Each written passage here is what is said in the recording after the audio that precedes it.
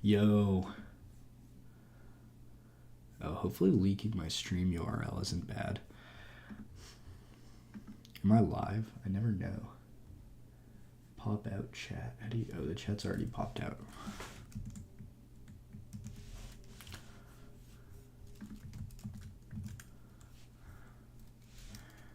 Let's put the OBS next to the chat so I can read it. And we should be good to go.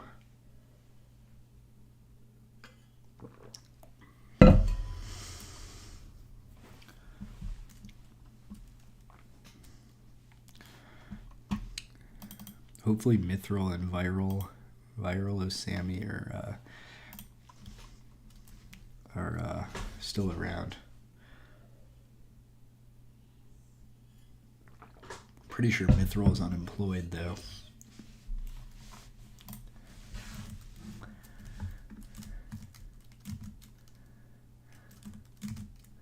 Elementary number theory. Oh, I'm so glad I set this up. This is so cool. Oh, my face is way too big. It's like covering everything. The exam already happened, man. It was great. I aced that shit. It was like way easier than the practice problems. Or, I mean, I don't know. I think there was only one question where like I might have messed up the algebra slightly, but I don't know. Every other question was fine, and I like had the definition exactly correct, and I just said like, you know, hand wavy, invoke the triangle inequality. I think it worked out.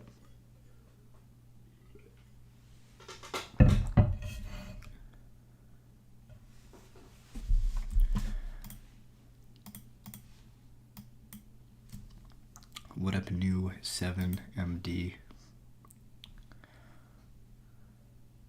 What do you think I'm using?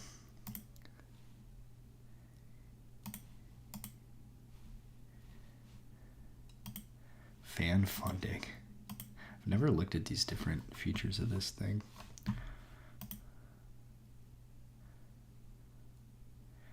Is it me, or do they make practice problems so much more difficult than the exam?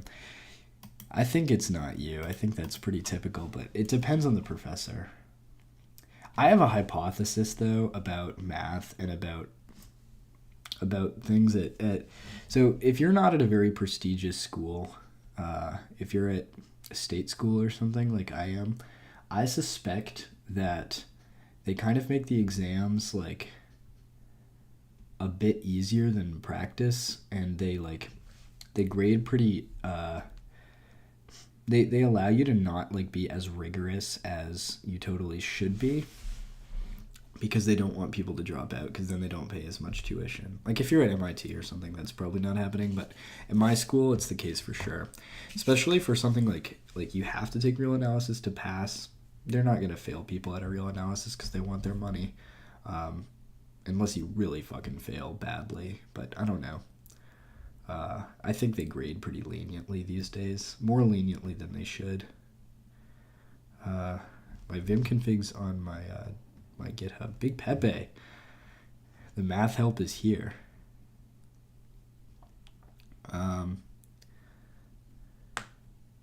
3 a.m. here. You're dedicated. You're staying up just for the sake of this. Document does not have a table of contents. You're killing me. It so clearly does.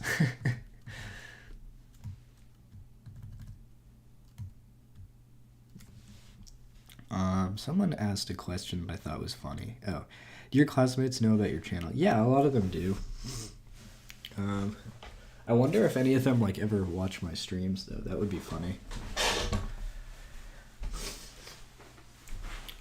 Most of the people I know in real life at school found out about my channel like pretty quickly.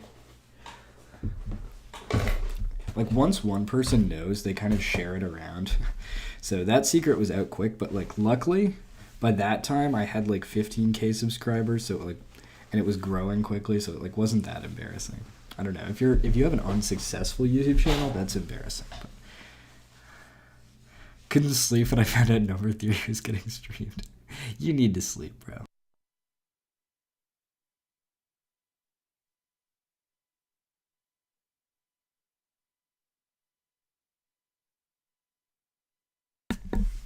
The language is typed. I really gotta just put that in the description, like an FAQ or something. People just ask the same questions like 500 million times, I swear. Let's get ripping on this bad boy. Just for Big Pepe's sake.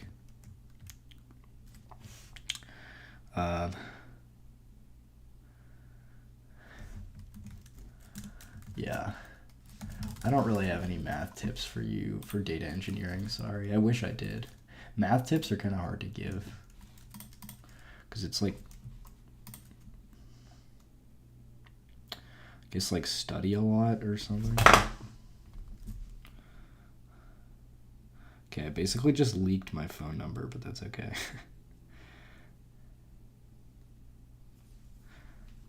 Two-factor for my universities. Oh, what's your bachelor? No, you're not a ghost, but like those questions are just asked like 5,000 times every stream, so I get tired of them. Bachelor's in math and computer science, and I guess I have a quiz before midnight due for that, but and the software is typed. What's up, Anarkin?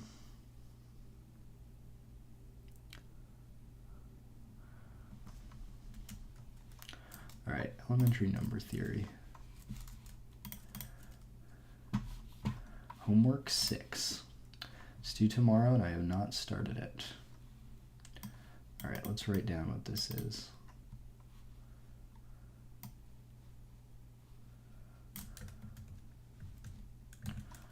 Okay.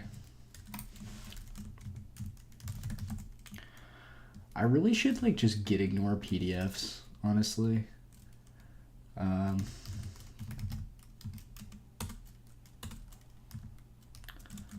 I guess I didn't write ignore.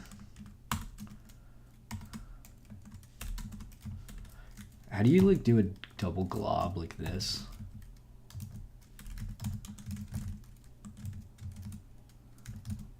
Nope, that didn't work. Maybe just that. Yeah, there we go. I don't want to open PDFs with my telescope picker. I don't even want to get track them.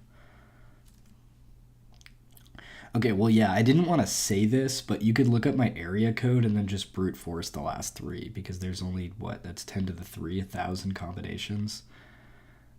You could just, well, maybe not. You'd have to guess and check each one, but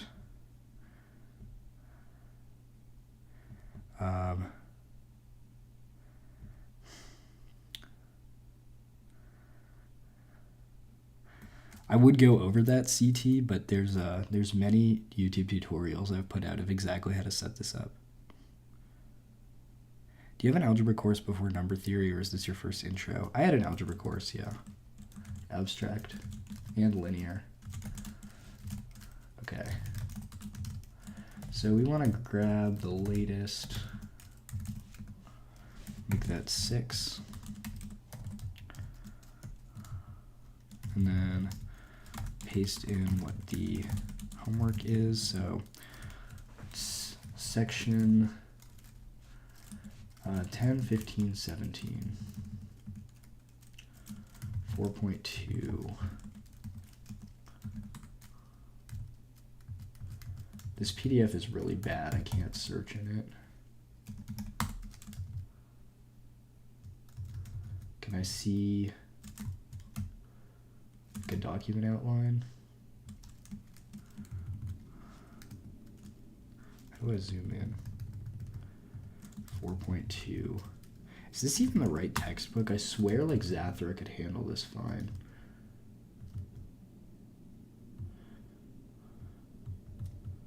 .2. Example 4.2. Problems 4.2. All right. I did have the exam. The exam went great.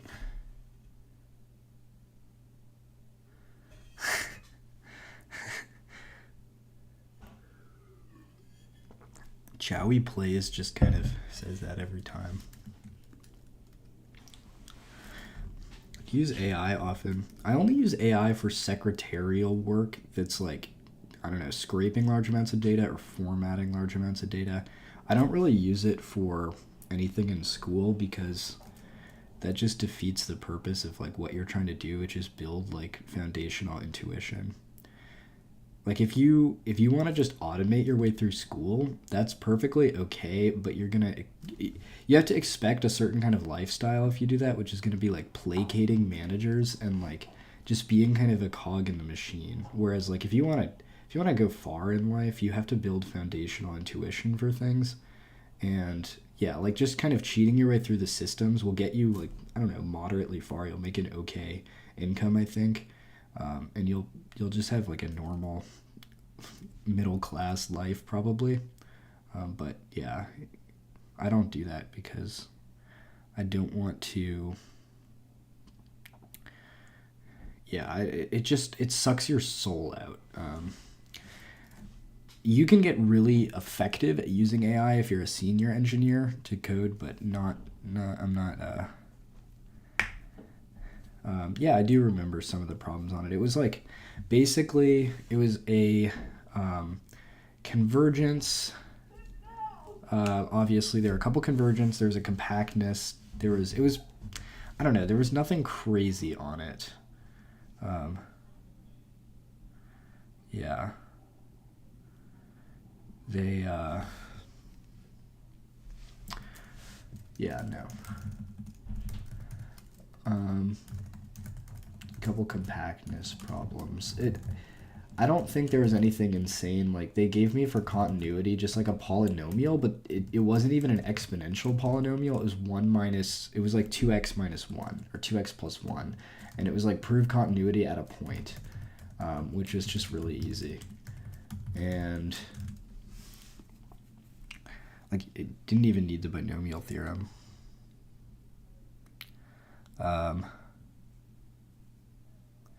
Wait, I'm passionate about this, so I'm sorry to keep Big Pepe awake. I know he's probably struggling, but I'm at an internship where people around me deliver fast, have been on AI since 2 months, feel like shit.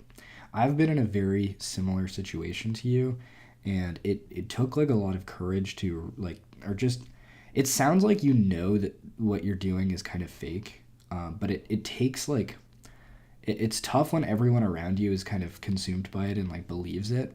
I'll give you a little hint about life though, is there are a lot of people who do basically fake work, and the government is okay with that because it drives consumption, but there are a lot of jobs where you're essentially play working and you're not really delivering anything real. Yo, thank you for becoming a Fremen. Anarchin. Anarchin. I appreciate that. But yeah, there's a lot of jobs, and sometimes grad school can be like this too if you're in the social sciences, where people are basically pretending to work, and that's my experience of a place that has a junior developer vibe coding to get stuff out quickly. I think if you're really serious about getting like good software going, what you would do is like train your juniors rigorously and have senior engineers above them like monitoring everything, and like you train them up to be a senior engineer, and your output will be much better.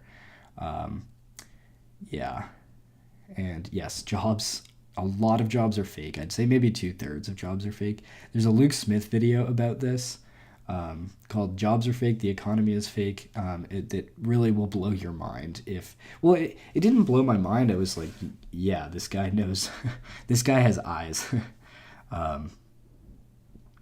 Yeah. And it's so if you're at an internship and you feel like it's fake, I was there too, and I was like, is vibe coding really the future?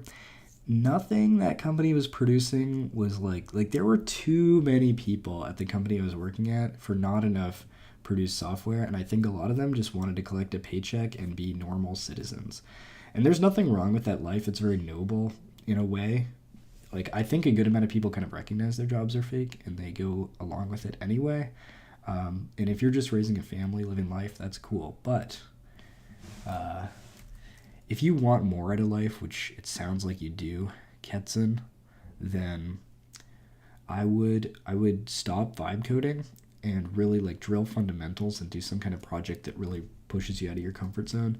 And AI, I know senior engineers who use AI in very effective ways. I'm not an AI dismisser outright, but yeah, for learning, it does really cripple you. And it feels fake. Although it gets better all the time, so what I think the problem is like you can now be kind of effective with AI, but like you're capped at what the AI can do, whereas people that train the fundamentals on their own are not capped by what the AI can do.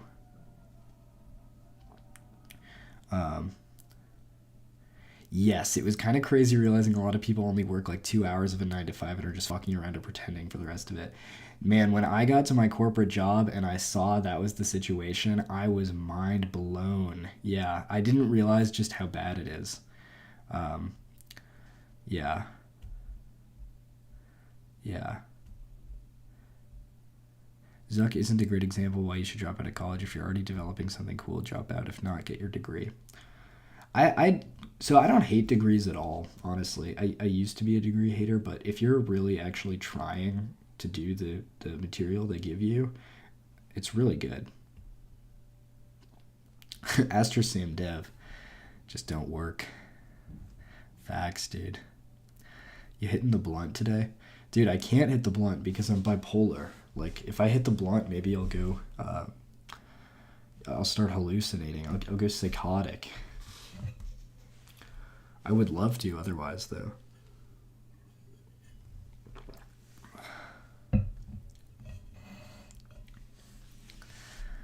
I mean, yeah, maybe your dev environment's different than the one I was in, but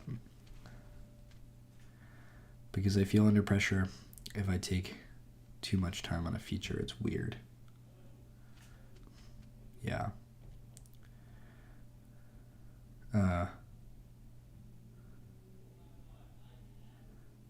Yo, Tim Duncan. The exam went great, man. Why are you calling me nephew though? Do I have an Uncle Tim that I don't know about? Okay. Let's write this out. A1,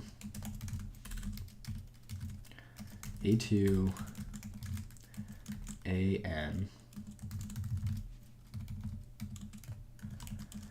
is a complete set of residues modulo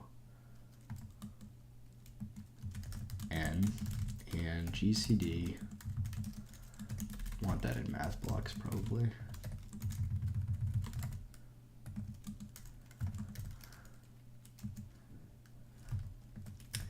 and GCD AN equals 1.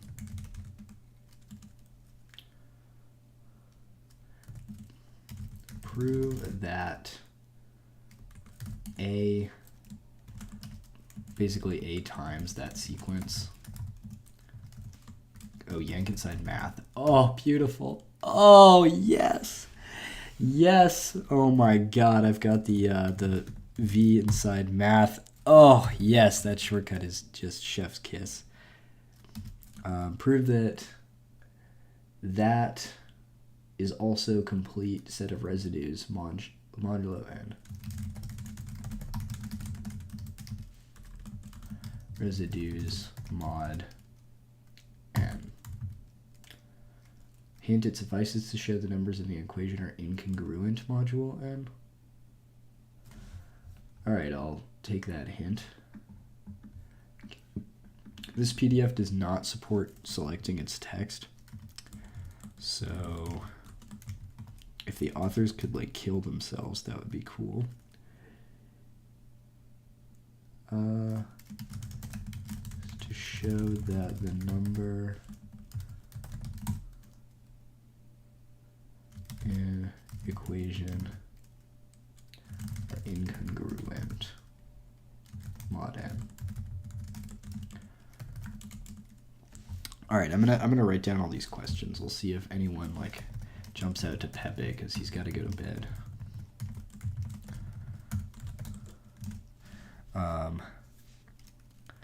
I don't think any chance of doing characteristic polynomial of a 5 times 5 matrix. I think you got to just do it. You could probably use the degree to augment your own work and your own progress if you do anything outside of what's assigned to you in class that won't get you anywhere. That's a, oh my god, you say some brilliant things, man. This guy has like probably 150 or above IQ. I just like love the way you think about things, Mithril, because yeah, the degree, what the degree is like an augmentation to your personal projects. And like you can kind of bounce personal projects in and around what you're learning in your degree, but it's a great resource. That's a really, really good way to think about that. I enjoy your outlook on the world, Mithril.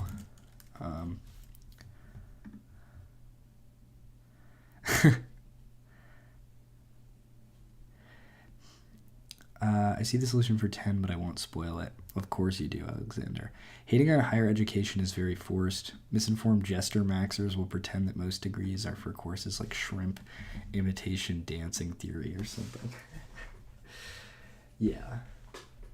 I mean, some things are like, they're clearly so like people can meet each other. They're like clearly a background for like relationships to form, in my opinion. I don't know. I was talking to a girl earlier outside my real analysis exam, and she was like, yeah, I just took like a movie comparative movies class, and the final was like in the midterm we were comparing like the themes from two different movies and like saying what a scene means in terms of the larger context. And not to say that movies can't be masterpieces, but like you could really fudge the answers on that shit and still get a good score. So it's like, is this really worth the thousands of dollars you're paying for it? I don't know.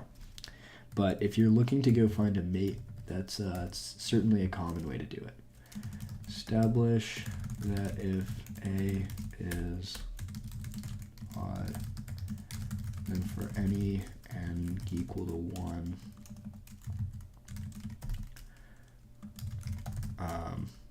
A to the 2n, or A to the n to the 2, getting serious, congruent to 1 mod 2 to the n plus 2.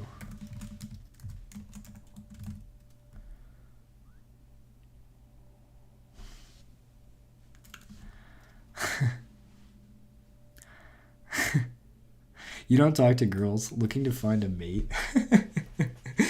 No, okay, so the term mate is like a little bit weird. It's and like a little bit biological, but like I don't know, I like it. It's just like it's like so funny. I heard that in a poem once, and I thought like referring to like human relationships as like mates is just really funny. It's like clearly outlines like the biological function of continuing the species. And like, so this is what people are out there trying to do. I mean, it's the reality of the situation. I just think that's like a funny way to look at it. Okay. And then 17, prove that whenever AB congruent CD, we can't put these next to each other. That is illegal. Mod and 1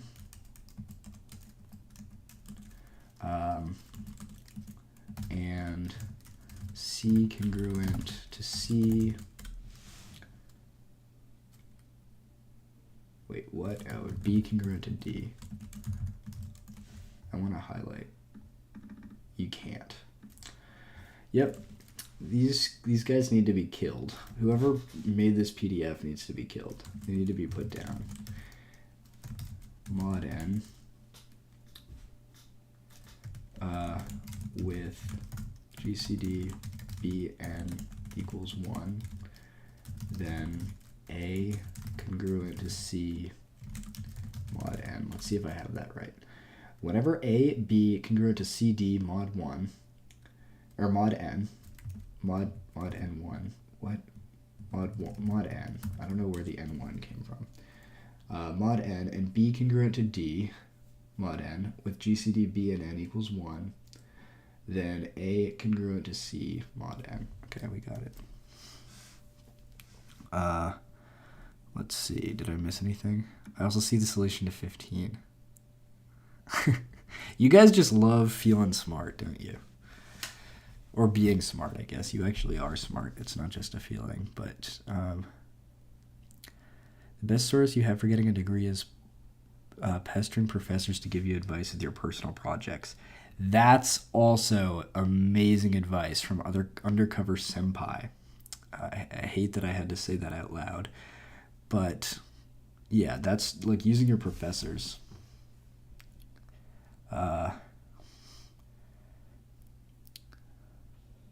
Butcher's Crossing by John Williams. No, but I have a document I kept somewhere. Best comments types. Yeah, I'll save that.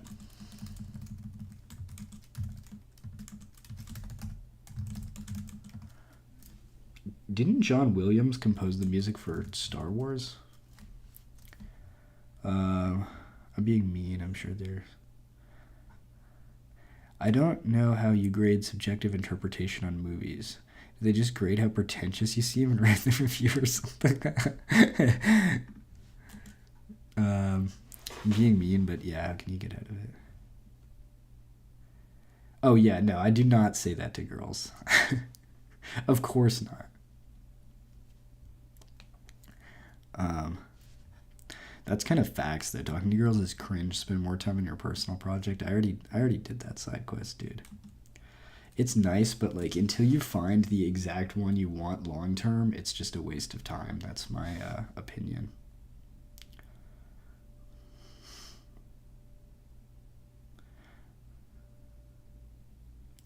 Yeah, he did. Different John Williams.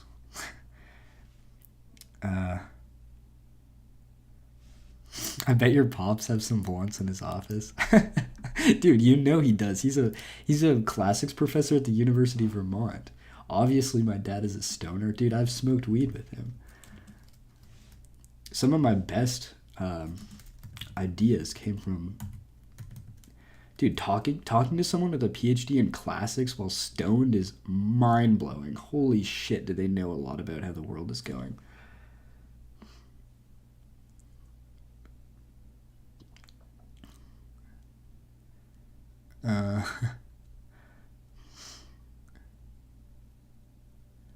Yeah, I think there are a lot of professors actually that are like have huge egos, which you gotta watch out for. But yeah, I love like I don't know. I think that's kind of cute. Also, to like if you had your wife be like, yeah, this is my mate.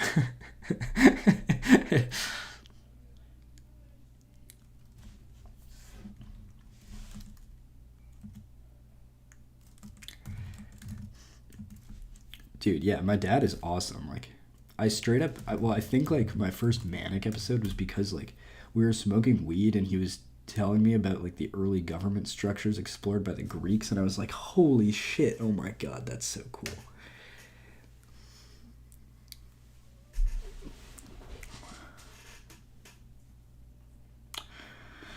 Well, no, wait, Mithril, I kind of agree with, or disagree with your take on this one.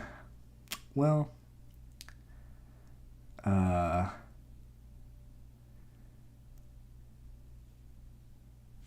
my god.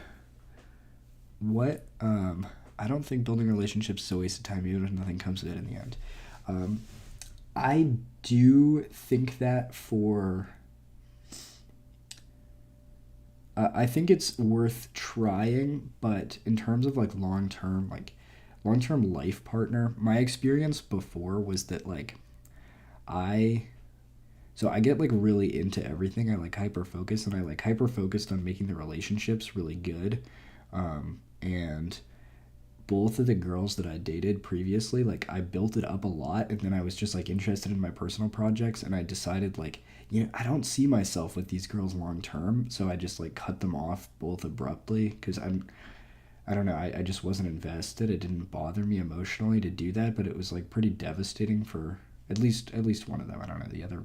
I think she's off doing her own thing, but and it's just so people can get hurt for one. That's one thing that you don't want to risk. Even if you leave each other on amicable terms, like that's fine if you can do that. It's not always the easiest thing to do though, and so like yeah, I kind of think if you're dating a girl or a guy, whatever, if you're gay or a girl, but way higher chance you're gay, given my statistics about my audience, and you don't see that as being like the ultimate relationship in your life,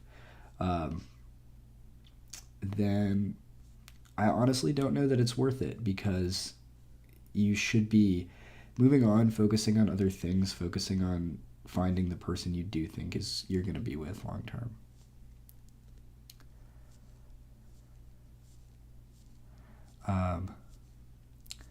And like a lot came out of both of those relationships, and a lot comes out of the projects you fail at. So nothing comes out of it as like, it's worth, it's probably worth doing regardless. Like, I don't know. It's like good experience to be able to say like, yeah, I was in relationships. I know what that's like. And it teaches you quite a lot about yourself and a lot about forming emotional connections with other people. So it's not like like I wouldn't take back doing that, definitely, but it's also not something that I'm like, man, a relationship would fix all my problems. That would be the end all be all to life right now. Like I kind of agree that working on your personal projects is like a good thing to chase, especially for young men.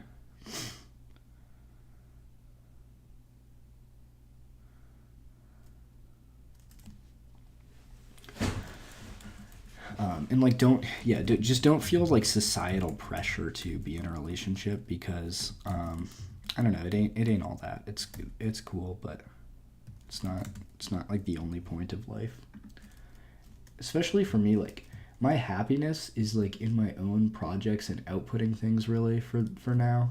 It's really not in making a single other person happy. It's like I'm sure that'll be my goal and that'll one day happen, but like I'm not at a stage of life where I can do that very effectively. And then like I'm with a girl and I'm just like not emotionally available. It's like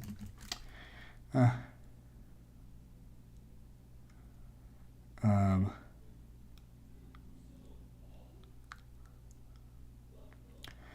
I also don't mean you should stick out a relationship till the end no matter what. I'm saying you shouldn't box yourself in this regard and let yourself explore what you want from a relationship. That's honestly not a bad idea either. That's a very balanced, nuanced perspective. Yeah. That's a good take, to be honest. Yeah.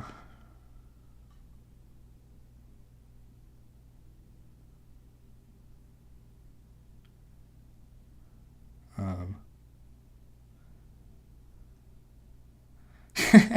and Damien Fedoric, yeah, both reasonable, good takes. Yep. Um, it's true. It's true. Uh, IDK, if I'm following, I'm only half focused on the stream, but seeing connections as purely value adds to your career seems very unhealthy, but having connections with non-value adds is useless as well. Like they need to bring you some value. Yeah. I don't. I try not to do that. Like, um, but yeah, I don't know. I see people from a perspective of interest now, like, yeah, you're not anything like me. You won't add to my career in any way, but like, you probably know something kind of interesting. You probably have some interest I'm not interested in. That's why I always like, I don't know, that's a good tactic for yeah.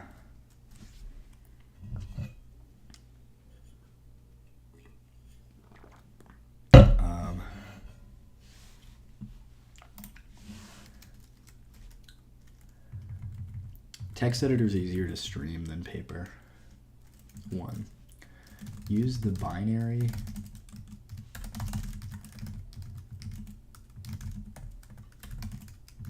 to compute both 19 to the 53 mod 501, and only that, because that's what the question said. Oh, I closed the tab. Command-Shift-T, open the last closed tab. You gotta know that one if you're a computer, bro. Comes up a lot. 3. Find the last 2 digits of the number 9 to the 9 to the 9.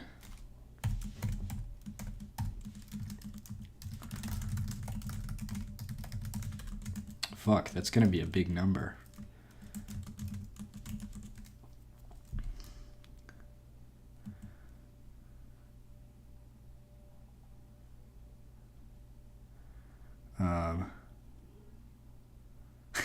How do you balance chat distracting you from actually working on math? Well, it's a good question. That's a great question and an ongoing problem, actually. But I don't know. I just like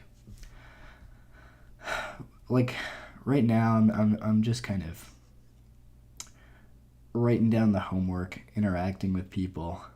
I'll like lock in a minute, but I kind of do phases of like interacting more heavily, and then I go into math. Because when I go into full-on math focus mode, I notice most people, except the hardcore math helper people, will leave. And like I want some streams to be just kind of fun for a slightly broader audience too, and like kind of Q&A time. So yeah, I guess like when I decide to seriously start working on math, then I'll start working on math. You know, I'm just like writing this out, kind of seeing what's what.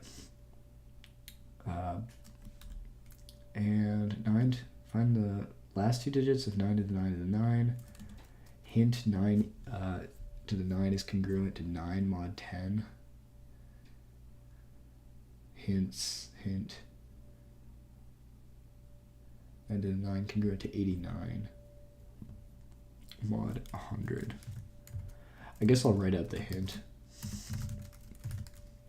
9 to the 9 congruent to mod 10, hence 9 to the 9 to the 9 congruent, or equals 9 to the 9 plus 10k. 9 to the 9 plus 10k. Now use the fact that 9 to the 9 congruent to 89 mod 100. Now use the fact that 9 to the 9 congruent to 89 mod 100. Okay. Do what Khan Academy does with an iPad. I kind of hate that aesthetic though. I don't know, that just like, it just puts me off. Like organic chemistry tutor, I'm like, nah, I just don't like it. I don't know. I prefer okay.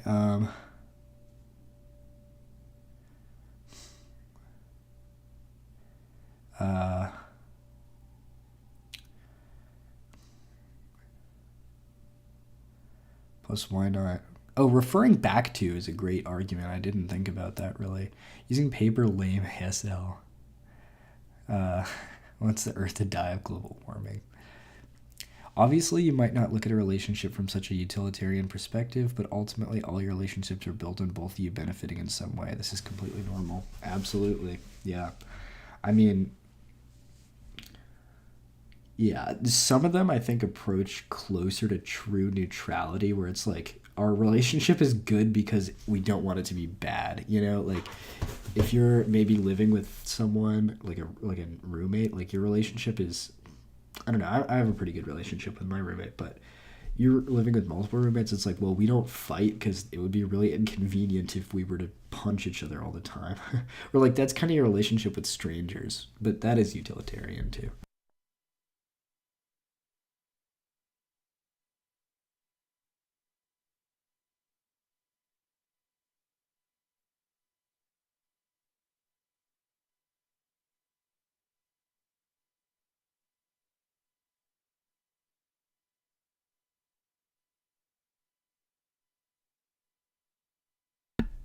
Twinks twins.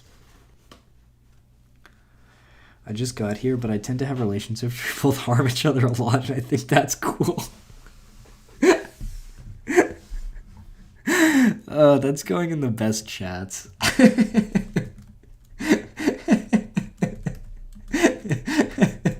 That's exactly my kind of humor. I wasn't listening, but I have this story that's like, that is really funny. And I think that's kind of cool. Uh, no integer whose digits add up to 15 can be square or a cube. Cool.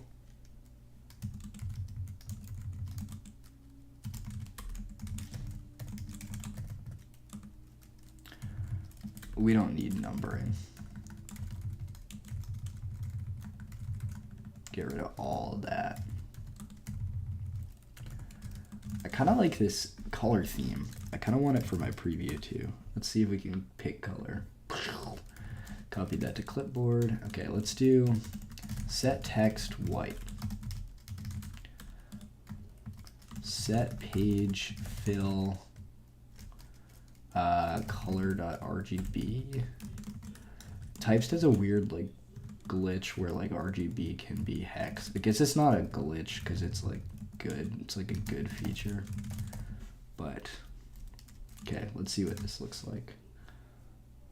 Oh, creamy. I do like that. Okay, let's put the book space 3. That's nice. And we have a bunch of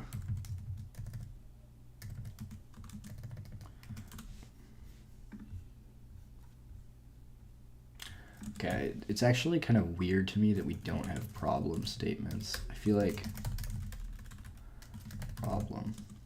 Do I not have the problem regex?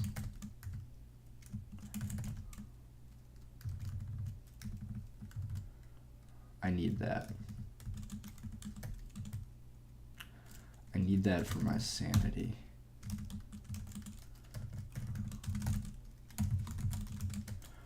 Okay. Problem. Oh, fuck. We have to put digits after it. I'm not doing that. I can remove that. Problem. And it puts a dot after. Let's make it put a colon.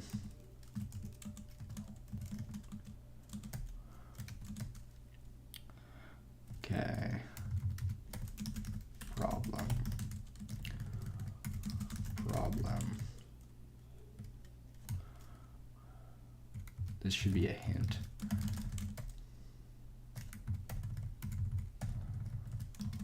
Problem. Oh, that's nicer. Problem. Problem. Oh, thank God. That was looking quite weird. IDK, I think it's dope, yeah. And just like that, I must disappear. Well, we lost him. If your relationship with someone isn't a value add to you or them, then something has gone wrong and it has to change. Yeah. You have a good programming book or website? People say follow... Go to this guy's website, thavlik.dev, and look at his blog. New release. Fire. Okay, I gotta read this later. But he has my basic advice, and he has like... Just go read his blog. This guy... If you think like I'm cracked, I think this guy's like this guy is my role model basically. Go read his blog. Let's see. Why do you think it has to bring something? Can't you just have friends without expecting anything? Well,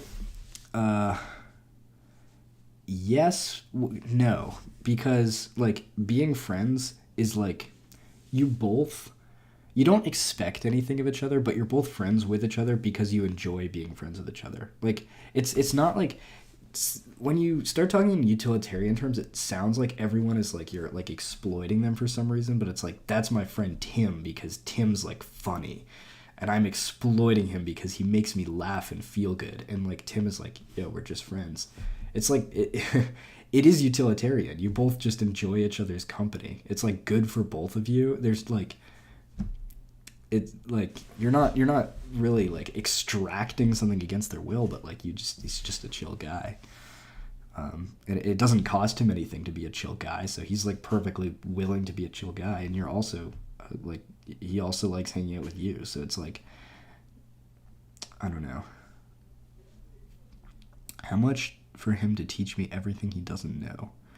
I don't know what I don't know. I don't know how that's possible.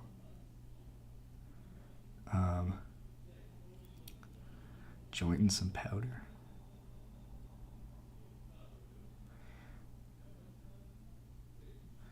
I don't get tired of people after time. It's going to take someone who I really enjoy. Oh, I get tired of people after time. Yeah, I do too. But as with everything, like everything in moderation, you know, some people's personalities I find I get tired of, but like just a little bit of their personality is like very nice. It's like, I don't know, it's, some people are just good in different moods. Do you know of a convenient way to create a types file with just a bunch of let set rules and be able to import it in any file and not have to copy a bunch? That's a really good idea. I'm going to actually do that right now. Thank you.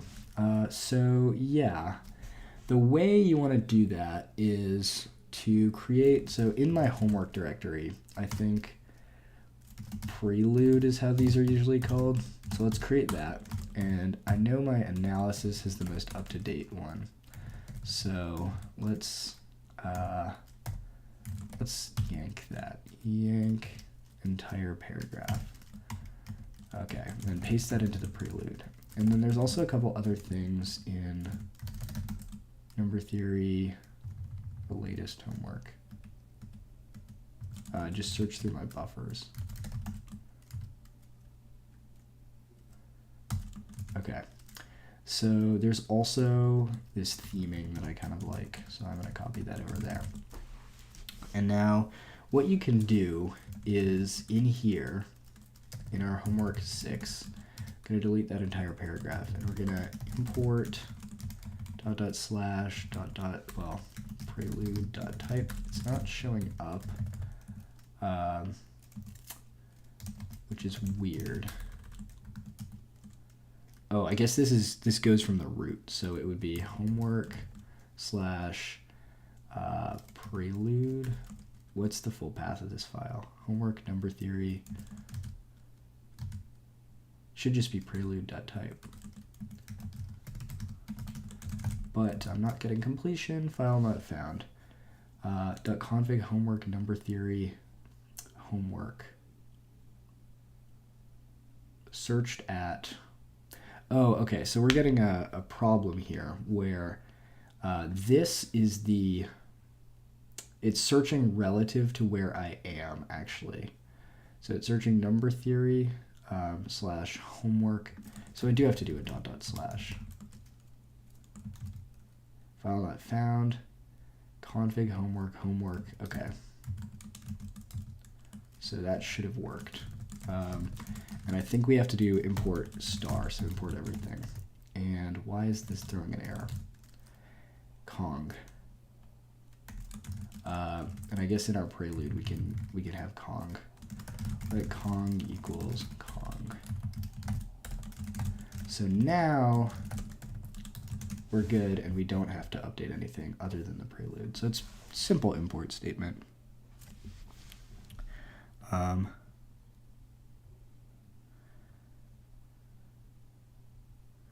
Yeah.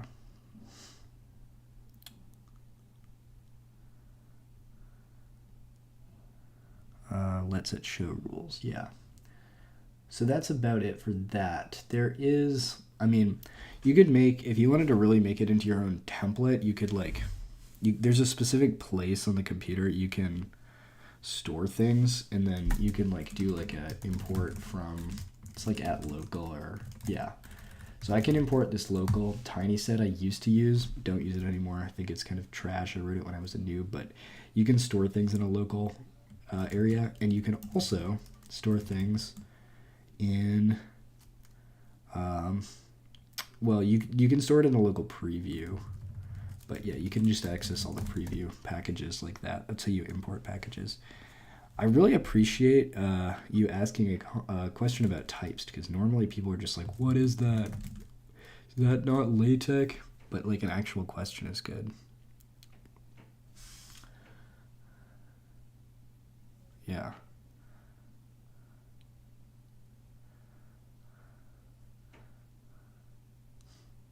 How is this guy's nose still clogged? Dude, I know. It's so annoying.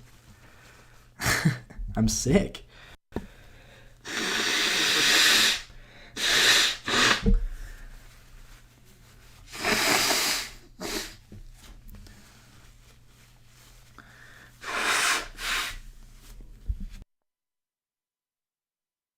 Oh, didn't mute.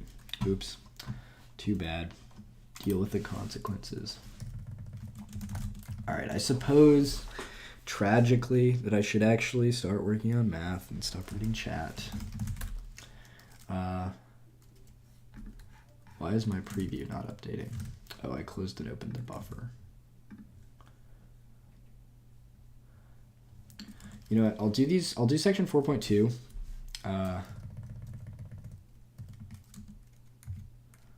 Section 4.3. Then I'll read that blog post from Thavlik, because I'm very interested in it. And then I'll do section 4.3.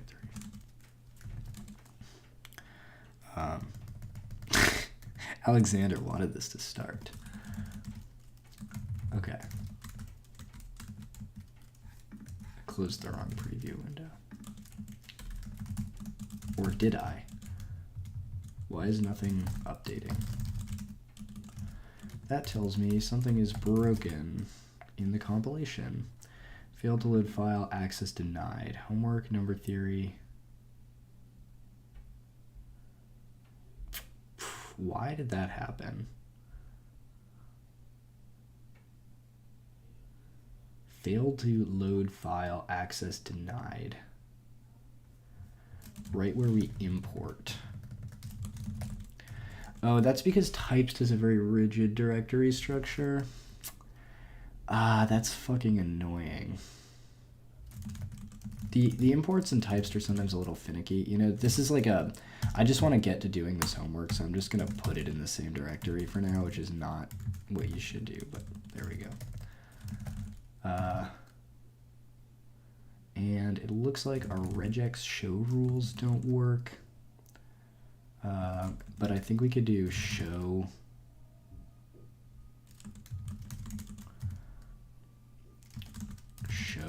prelude, that type.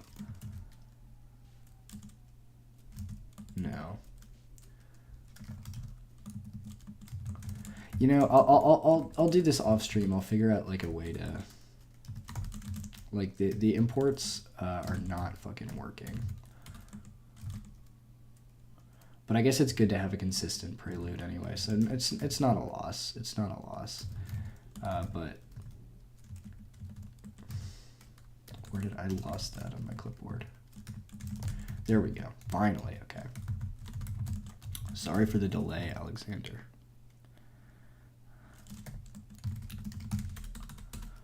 Okay. So, we have a sequence. It's a complete set of residues, mod n. And the GCD of A and n is 1. Okay. The GCD of A and n is 1. A is a slightly confusing name here, but yeah.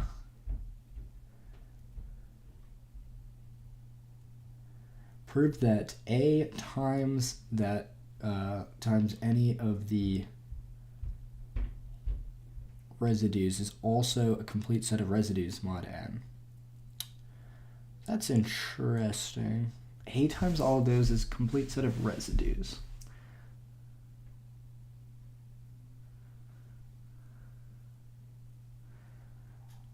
So, I mean, a complete set of residues is going to be like, it's going to be like a map of things that under mod n were not 0. And the highest common factor that A has with n, okay, so some A has with n. So there's no other common factors of A and n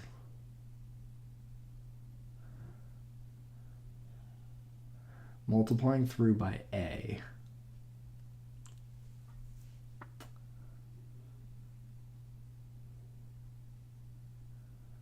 is also a complete set of residues.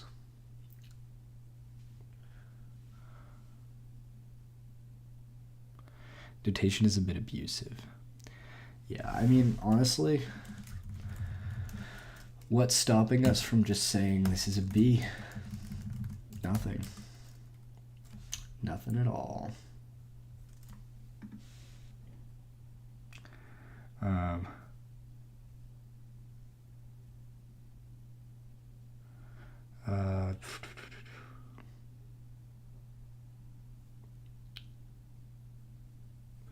So I wonder what the big theorems of this chapter are that I'm supposed to use. Okay. Let's see. We're doing problems 4.2.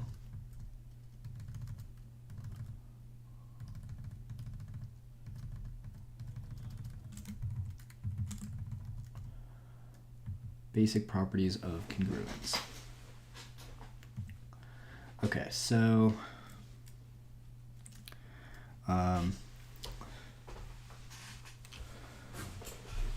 n be a fixed positive integer. Two integers a and b are said to be congruent modulo n, symbolized by, okay. If n divides the difference, that's useful.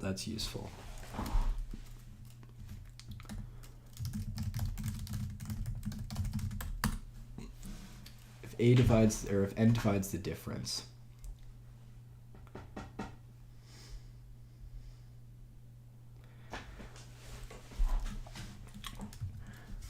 proof by contradiction, okay. Just want to like quickly glance through the rest of this chapter.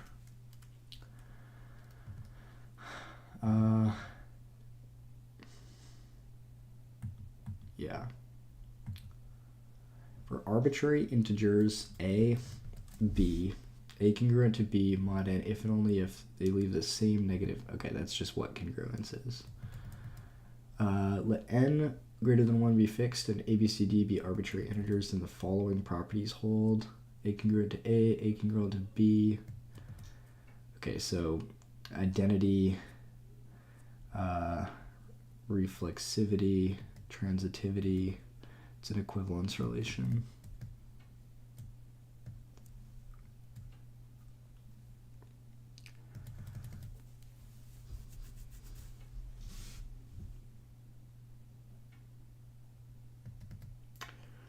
All right.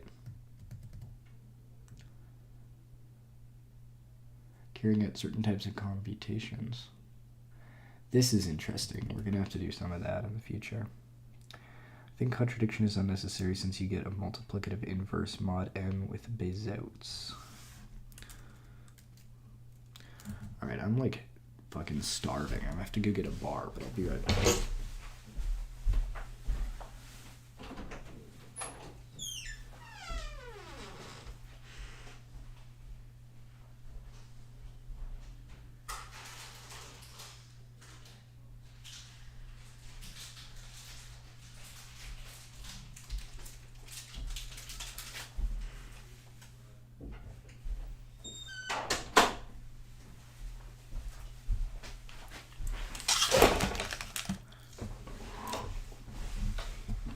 All right, now we've slowed down to a nice, boring math stream. Excellent.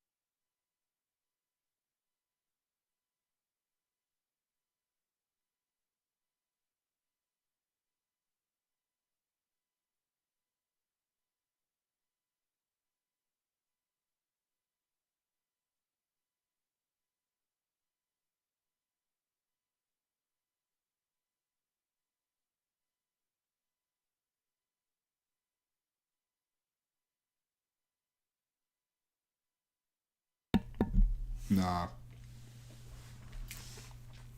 No ASMR. Alright.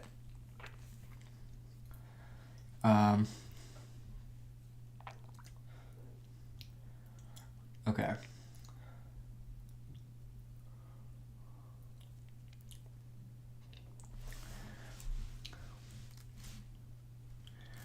Yeah.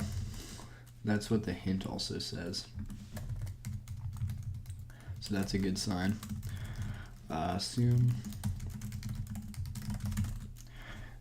towards a contradiction that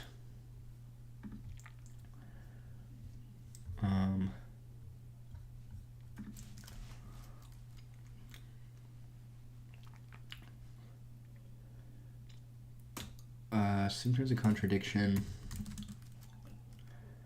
that B, well, it's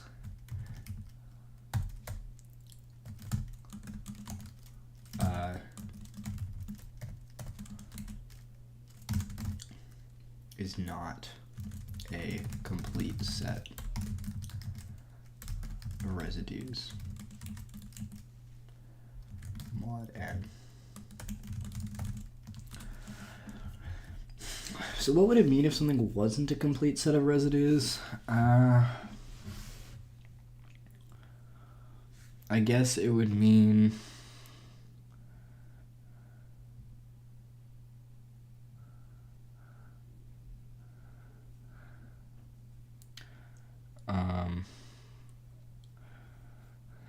you're too powerful, Alexander Sanchez.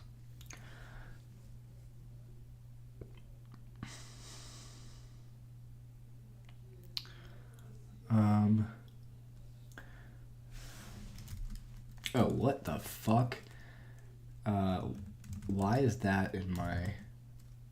That should not be... It should be equal to triple. Oh, and I'm not importing.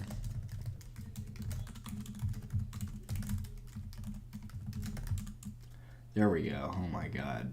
What a relief. So it's an incomplete set of residues. Mod n. What does that mean? it could mean, well, there's a missing residue, which means that b times one of these is equal to another one of these.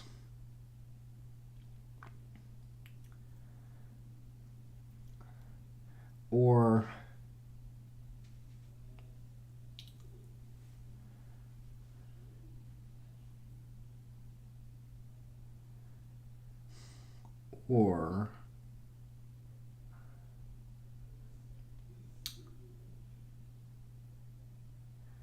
incomplete set of residues.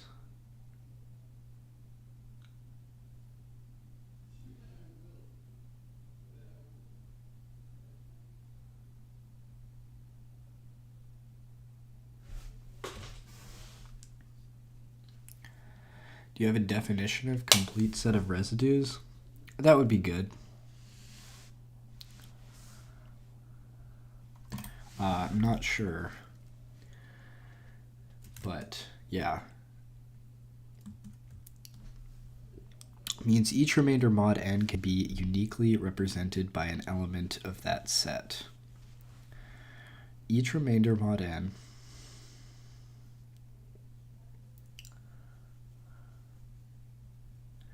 is not a complete set of residues. It just like, it feels a little bit kind of like weak to negate. Well, I just don't see what the weakness of this is for a contradiction. Not a complete set of residues. Well, why does it have to be a complete set of residues? It's got to do with something in the fact that it is already a complete set of residues. It's being multiplied by something with no common factors of n. If it has no common factors with n, then it is not 0.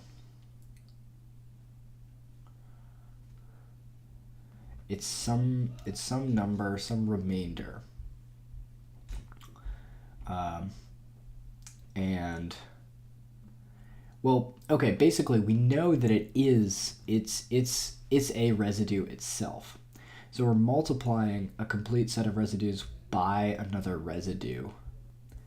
And if we multiply a complete set of residues by another residue,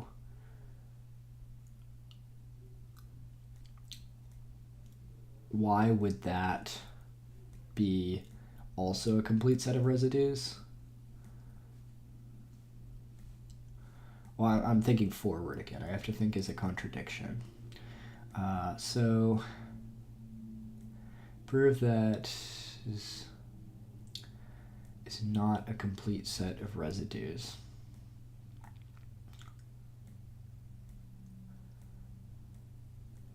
Well, it's got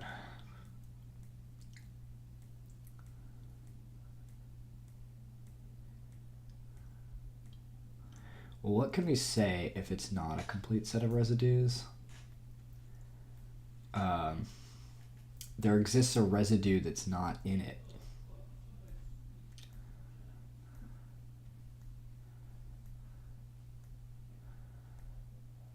And if there exists a residue that's not in it,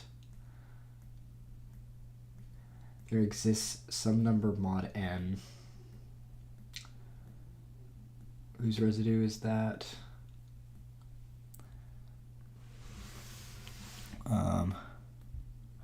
Like 2 mod 5, 2 mod 5, 2, for example.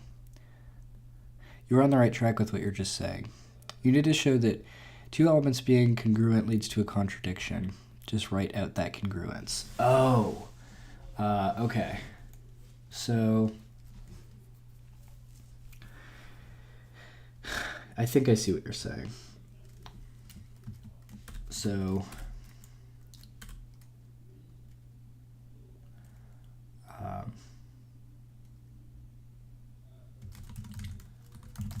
have element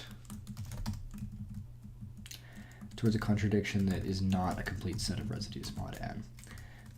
We therefore have an element, or we therefore have some x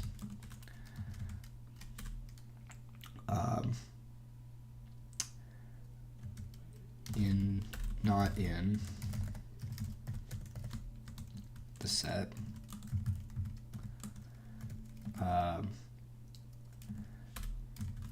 which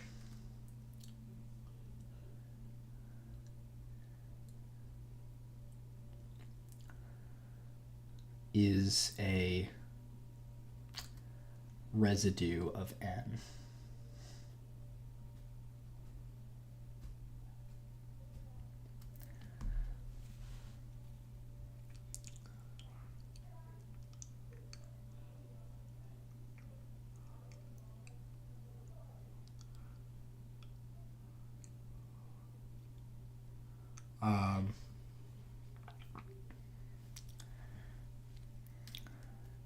Or quotient by n defines a projection z onto a partition of z pieces. A complete set of residues is a choice of representation from each equivalence class.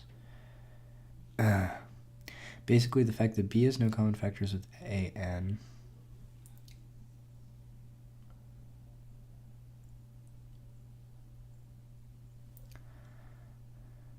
implies that BAN has the same remainder as n.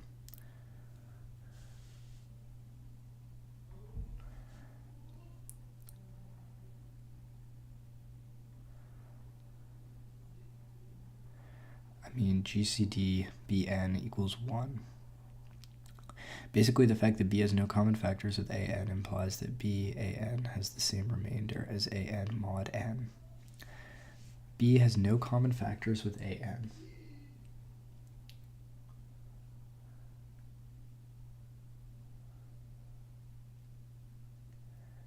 I mean, yeah, B is also residue.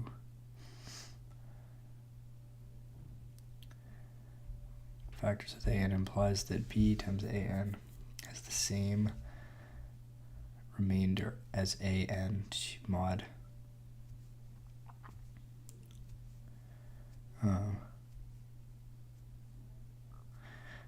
B has no common factors with n. That was a typo. Just assume AAI congruent to AAJ mod n. This contradicts the statement that it's a complete set of residues.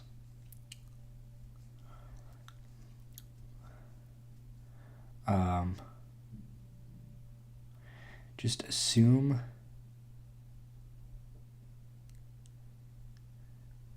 that AAI is congruent to AAJ.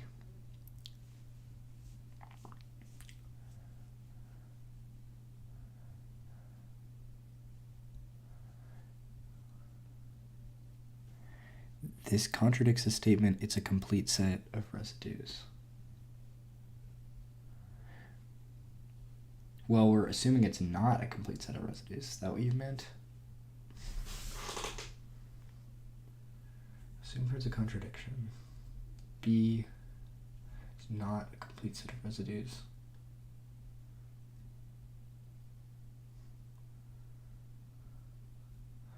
We have some x. We have some element of x that is not in there.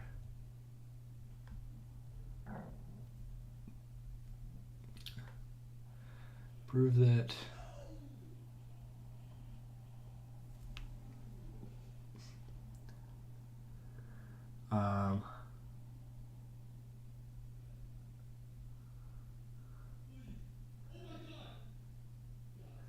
okay, so if x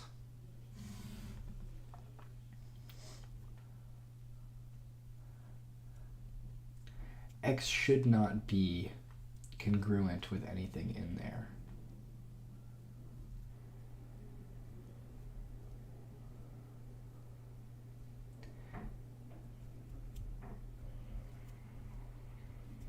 if x is congruent, then it's a contradiction.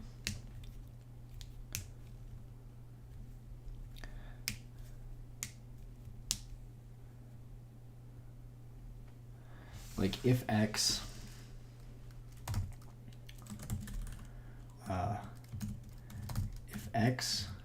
congruent to some a sub I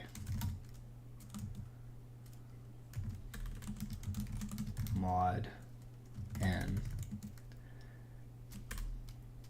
will have a contradiction.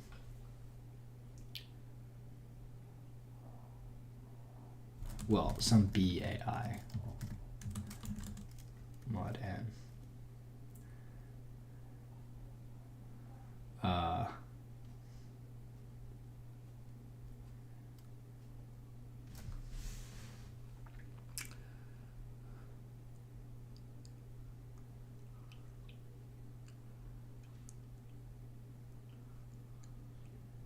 In other words,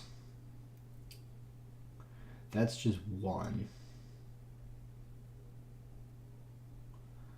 So if we have x is equivalent, or oh, I get it. I think I get it.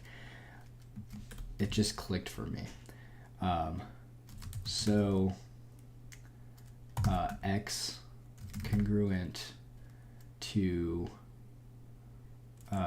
well, yeah. I think I see it. Since GCD b and n equals 1, x is congruent to x, or to some a sub I, and since a1,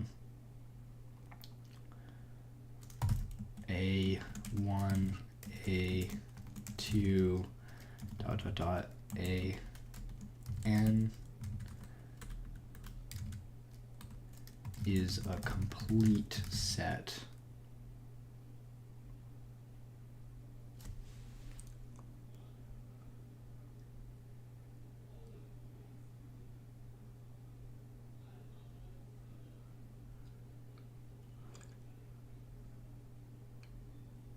well, wait.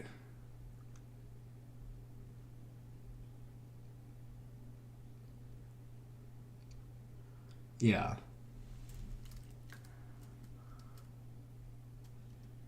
That's every residue we know of. It must contain x.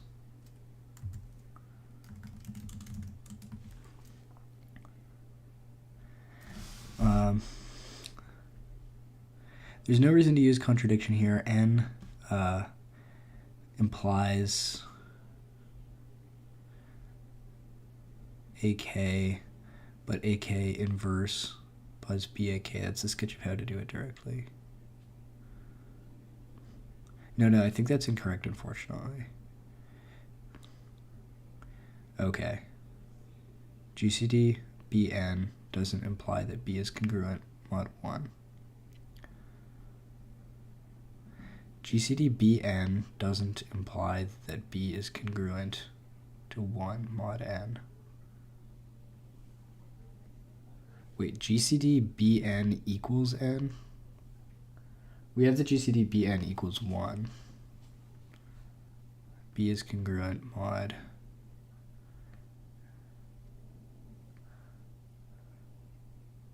Oh, you're right. Okay, but this feels, I don't know. We have some x not in there. It's not a complete set of residues mod n. We have some x in there. Oh yeah, that's not exactly a...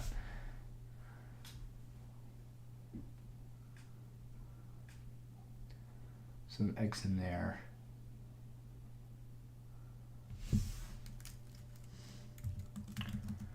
Some x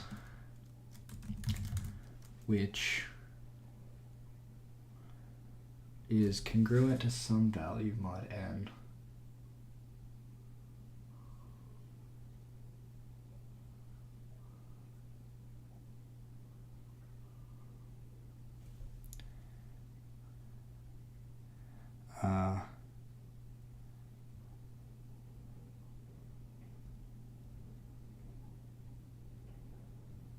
Well, it just implies that since the GCD is wanted as an inverse,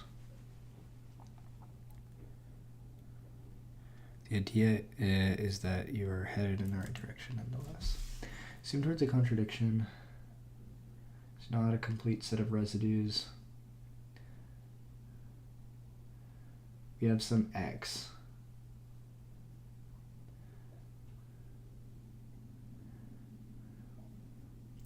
Okay, well, we have some x, and the x is one of these. It's one of these a1, b1, etc.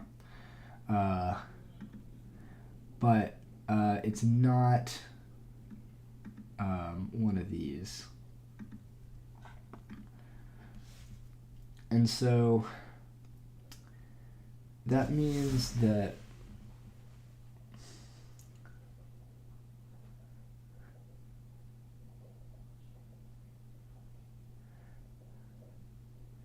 well, it's in there, or it's not in there. But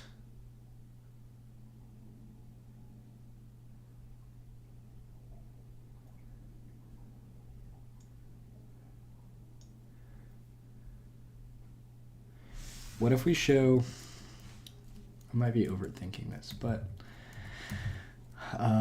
what if we show that B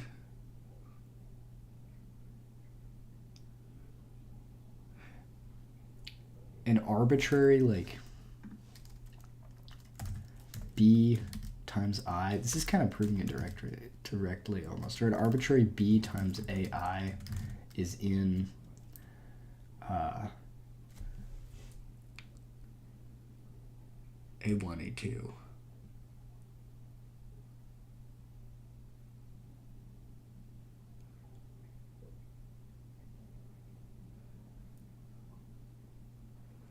GCD BN equals 1.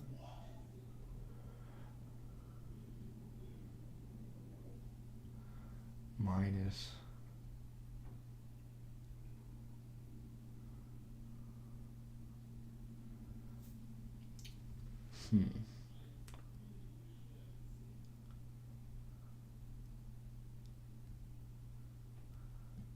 No. Okay.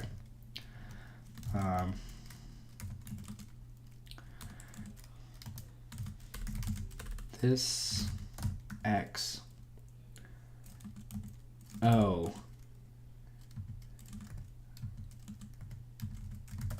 This X has got to be congruent with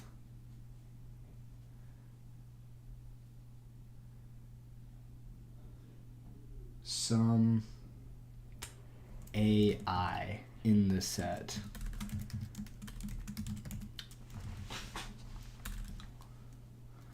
But if that's true, if they're congruent,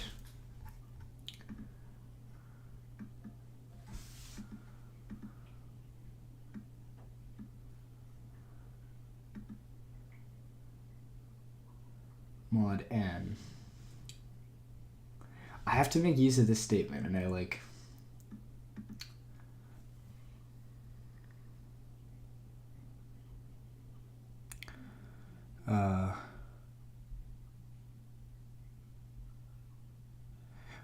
why don't you start from the fact that some two values will be congruent with each other modulo n? BAI and BAJ.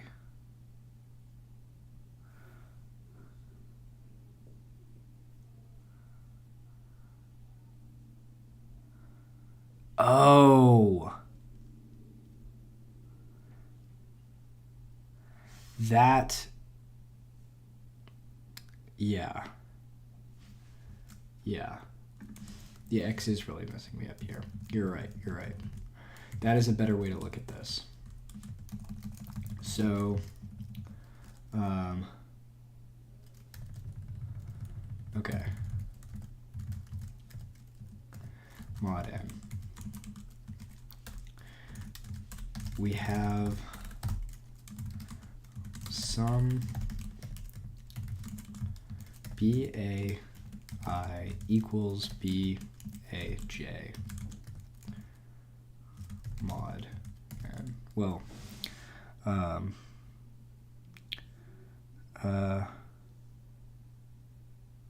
yeah.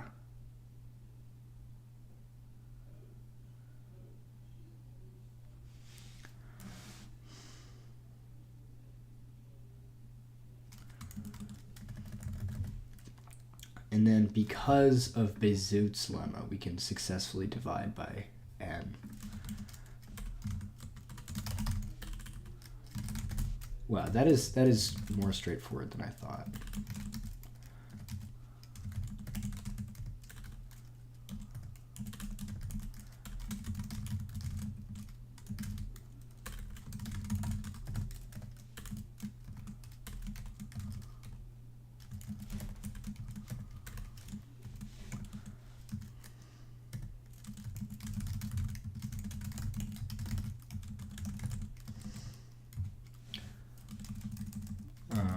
I'm going to do the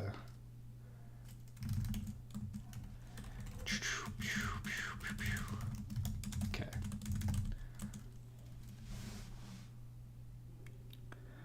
You got help from a human, I guess. What's the difference between reading an answer from chat and getting it from ChatGPT? Good point, good point. How do you know we're not bots? Well, yeah, it's on paper. It's the same thing. Good question. You don't need Bézout. Taking a hit from a human just feels nicer. Probably just feels nicer. It absolutely does feel nicer. It feels way nicer. It's more of a community thing. And also, like, I don't know. Humans learn your tendencies a little bit, and bots don't really as well yet. They kind of, like, people will give me hints, and I also just like to struggle publicly. But we still have if you don't want help. I mean, yeah, I do want help, but ideally it's like help that maximizes my mathematical abilities. I guess you could have said cancel instead of divide.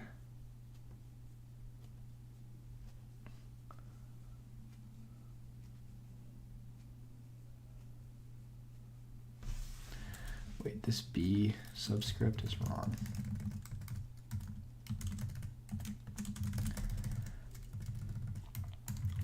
Okay. Oh man, my elbows hurt from being on my desk for so long.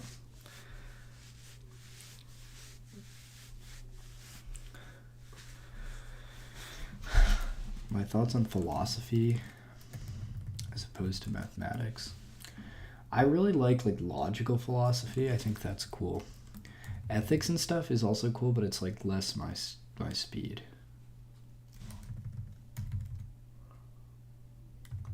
It's like, this is just the way I look at the world, man. It's not that hard and fast, but like structural ontology or something would be cool. Establish that if a is an odd integer, then for a to 2n, for n greater than or equal to 1, it's congruent to 1 mod 2 to the n. Okay, so let's think about this. If a is an odd integer, mod 2 to the n plus 2. Okay, so if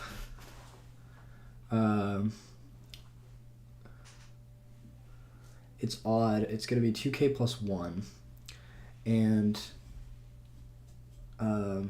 it's 2, and it's congruent to 1, so it's like that trailing 1 that we want. We basically, saying something is congruent to 1 is equivalent to saying it's odd.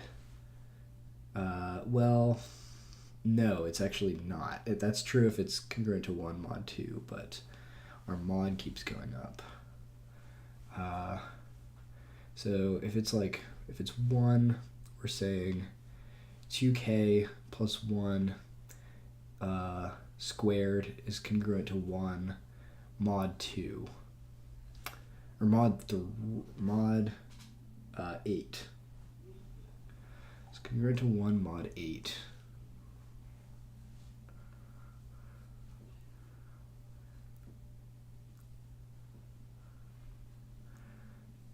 That's interesting.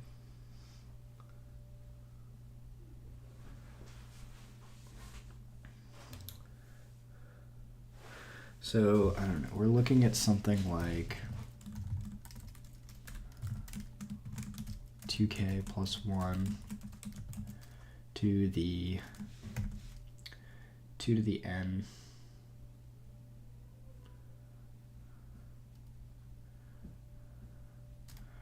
to the 8, or to the, yeah, like squared,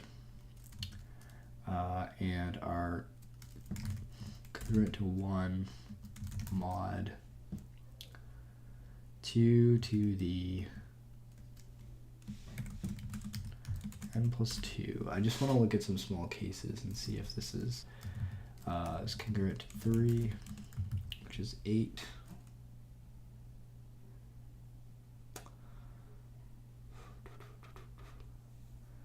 This looks like a binomial theorem question.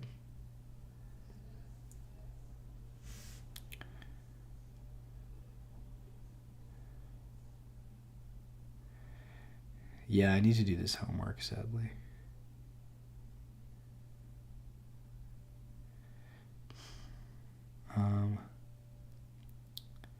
This comes from Fermat's little theorem.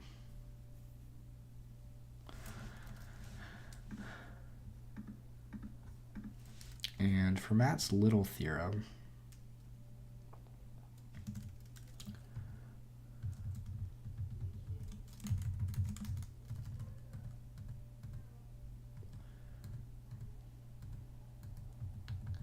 where is Fermat's little theorem?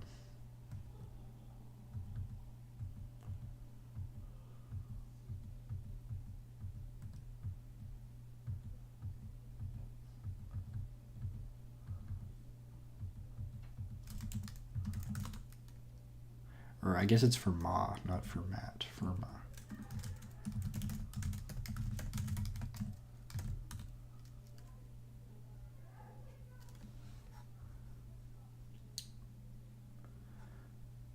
P is a prime number, then for any integer a, the expression a to the p minus a is divisible by p. This can be written as a to the p is congruent to a mod p. Meaning that when AP is divided by P, the remainder will be the same. Yeah. AP is congruent to A mod P.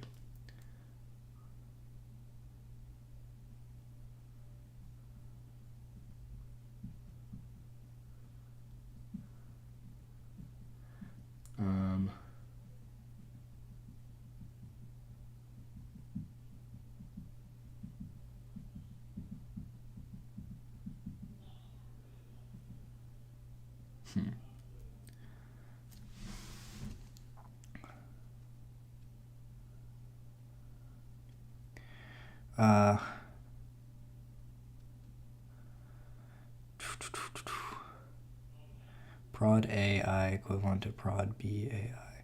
The exact form of the odds aren't relevant here, just the fact that GCD A 2 to the n plus 2 for all odds.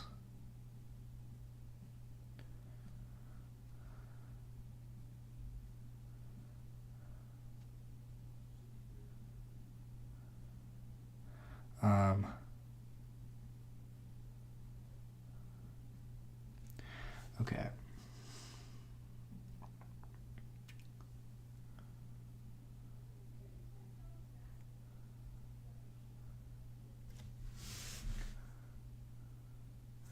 yeah, if you have an odd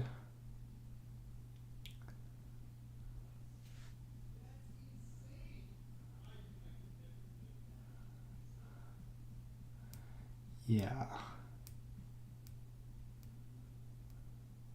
I mean, just out of curiosity, okay, what would this expand to?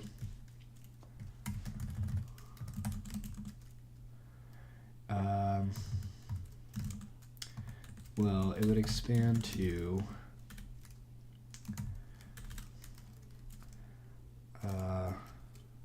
1 plus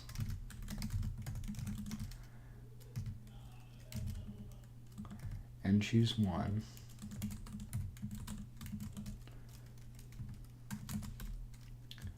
times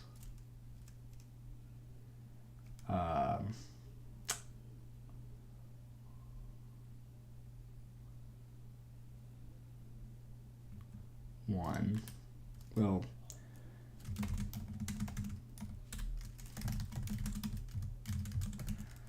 we get 2k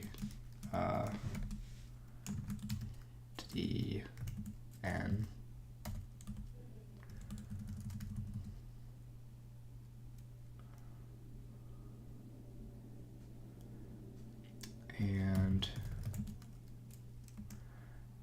And choose 1 times 1.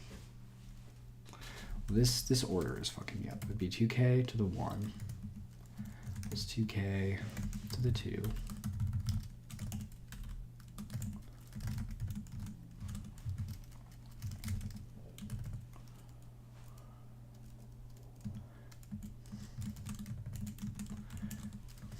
2k to the 2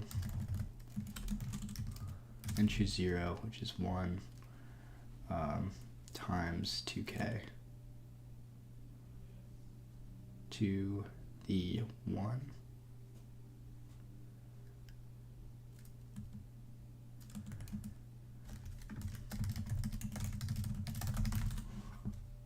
Should have this memorized really, but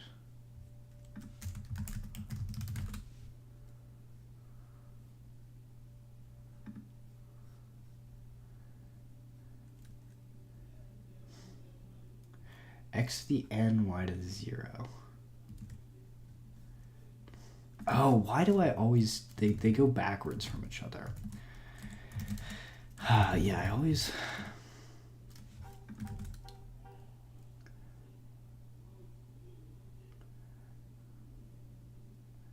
x to the n, y to the 0.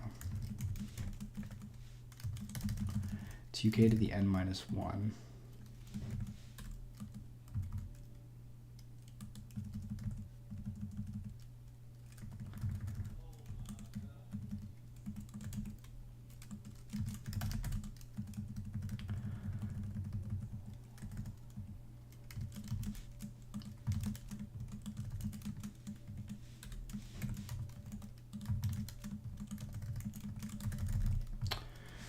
Oh, geez. I can get rid of this term.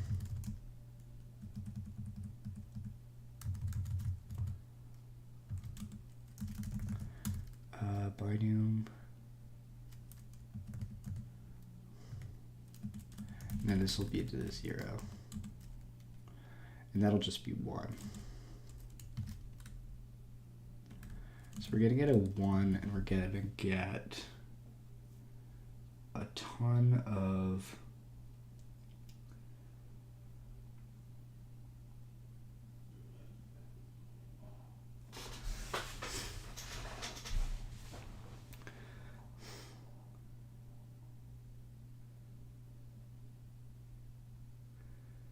ton of 2s.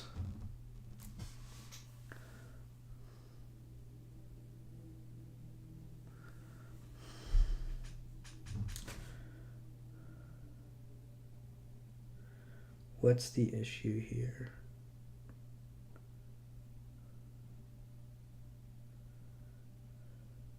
If you're at increasing or decreasing powers. Yeah, that is true. That is true. So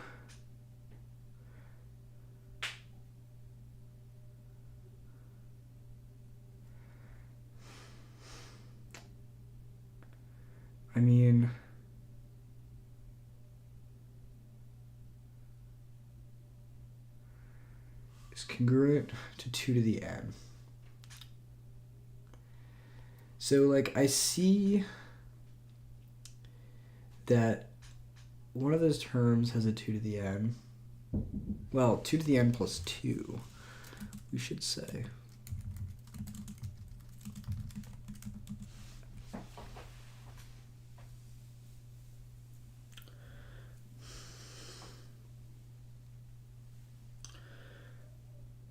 And that basically means that 2 to the n plus 2 divides that whole sequence. Oh, is that all that that means? Is that really all that that means? Because then it's like pretty easy to say, not hard at all, in fact, to just say,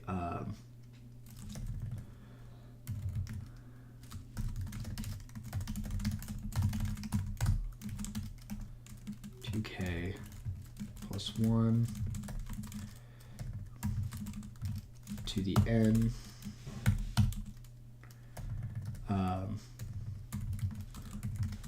we want to show 2k plus 1 to the n minus 1.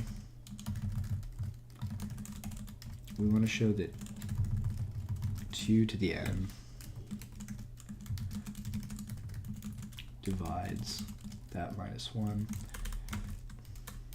by the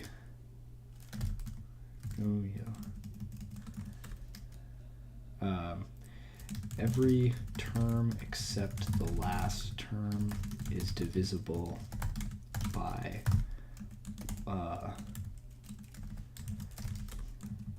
every term except the last term by 2, but the ones saw out as that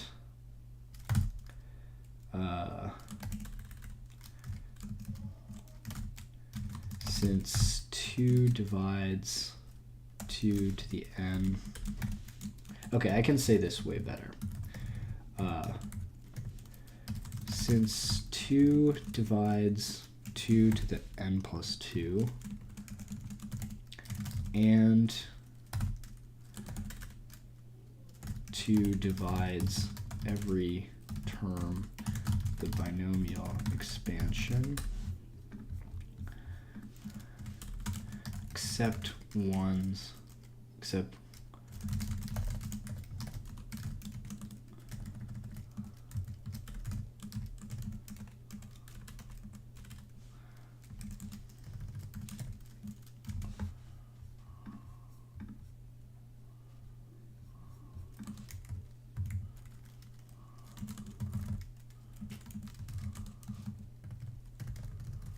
okay. Well, wait. No. That's not sufficient. We can't just show 2 divides. Well, wait, it is sufficient.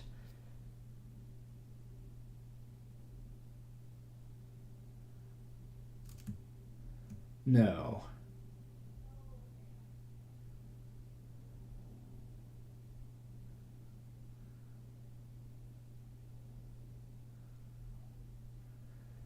I want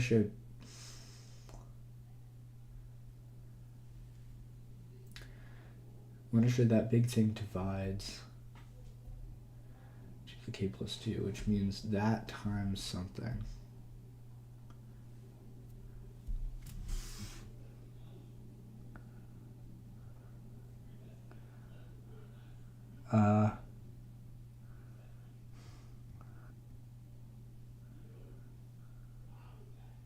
Yeah, I've just been sick for a while. Another issue here is your first line is a problem. Exponent on LHS should be different.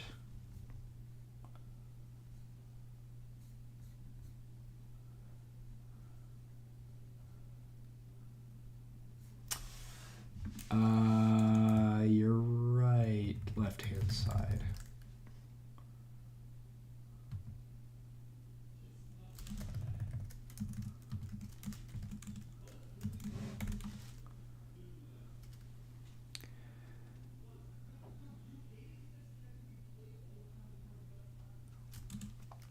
I'm not looking at that answer, Quelo. I gotta figure this out. Does that change anything? We're going up to 2 to the n.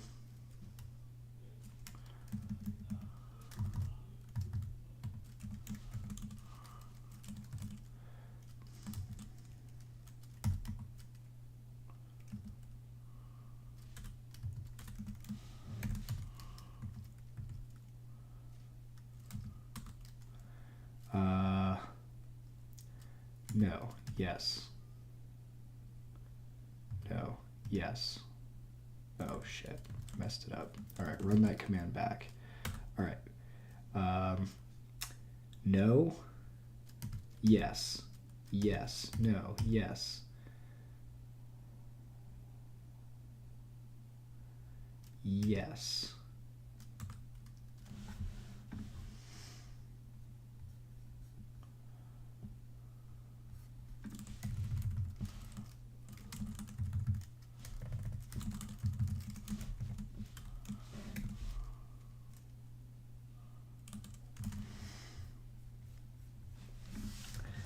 Okay.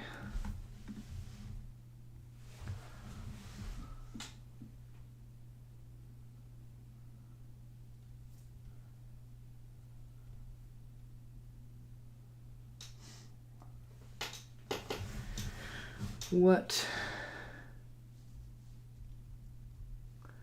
does that show us?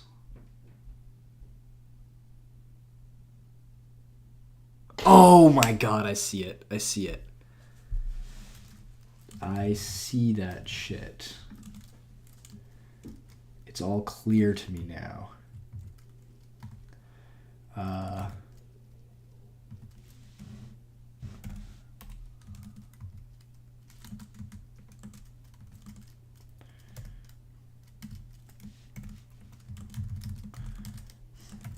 Oh my god. Oh my god. It's a good feeling when you figure out something. So, if we have this, then this bad boy is equal to, we can combine these things. So this will give us 2 to the n plus 1.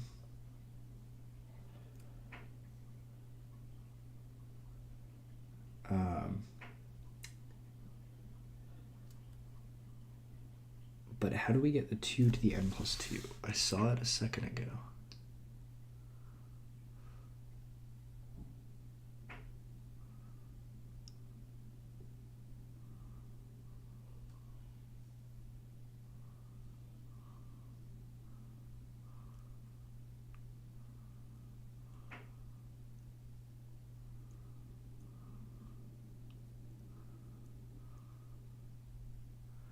That gives a boost of 1.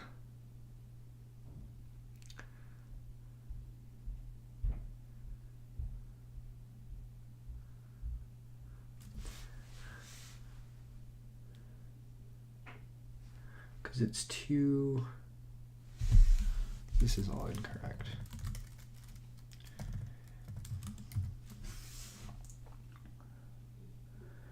All of that to 2 to the n.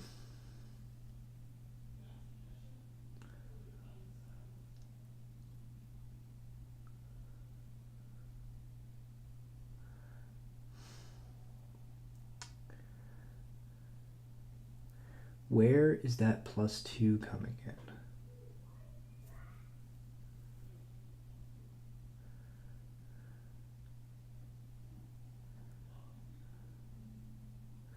Well, it's that 2 to the n plus 2 divides that minus 1.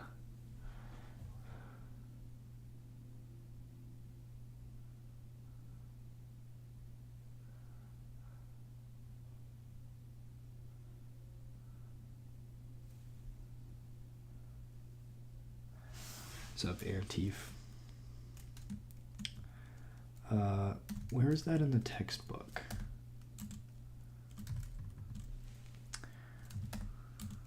No. Go bookmark.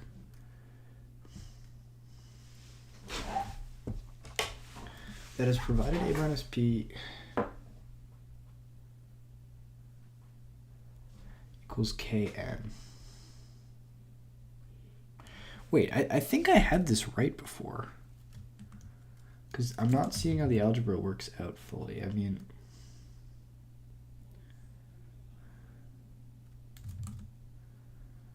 if we subtract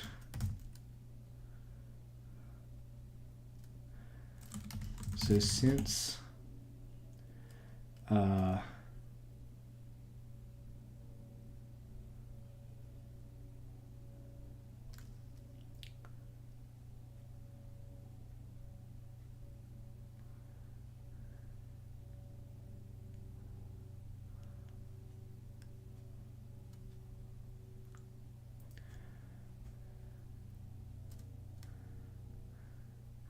I mean, yeah. I mean, 2k plus 1 to the 2n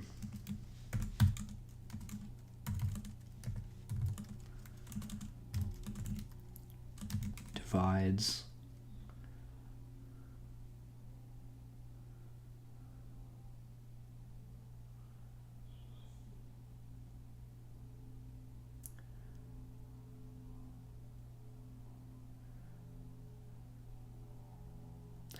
No, we don't know that yet.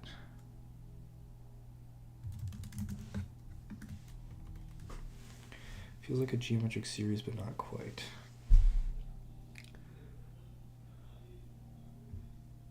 So we get rid of the ones, and we're just going to have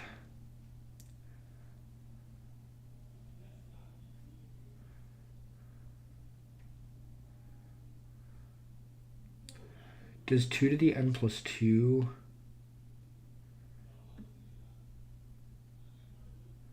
divide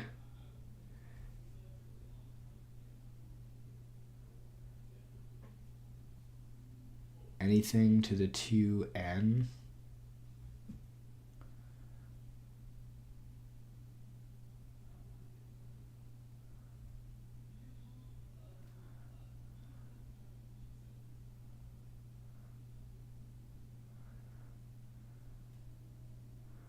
I mean,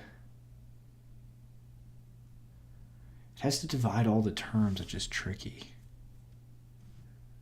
Am I just getting caught unnecessarily in the definition it divides? I don't think I am.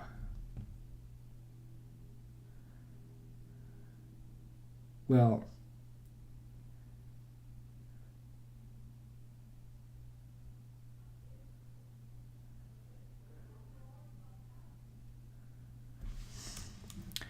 what I wrote out, like, since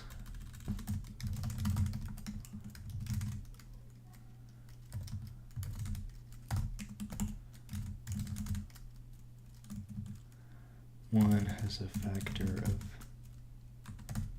2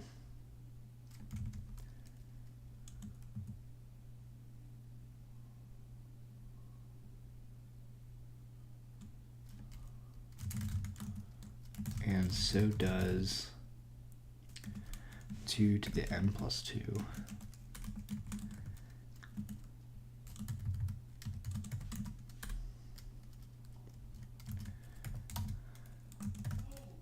Well, the GCD of the two numbers is not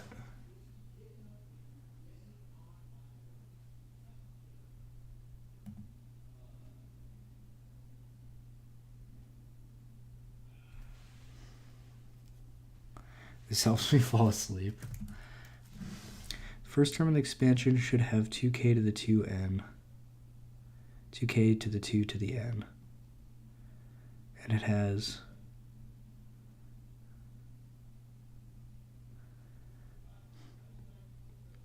oh, dude, damn. Okay. That's what it was all along.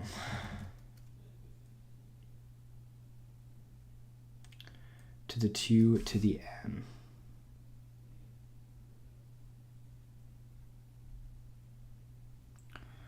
First term of the expansion should have 2k to the 2 to the n.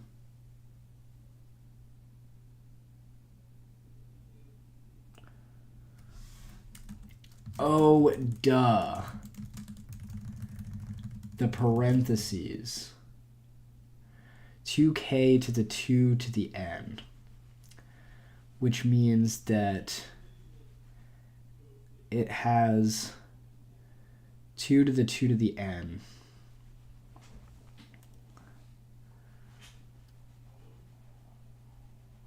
And since 2 to the n is greater than n plus 2,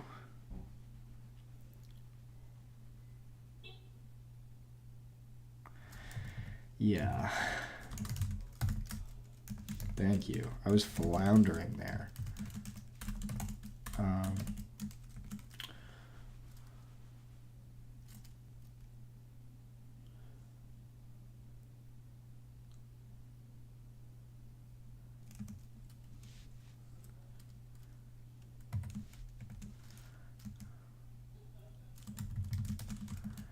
Wait, can you answer one thing though?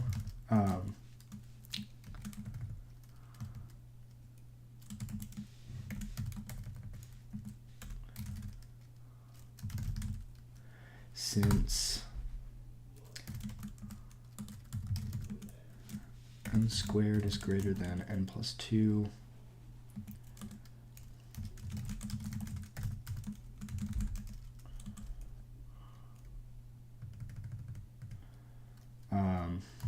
for n greater than 1. So we do have to show one case here. And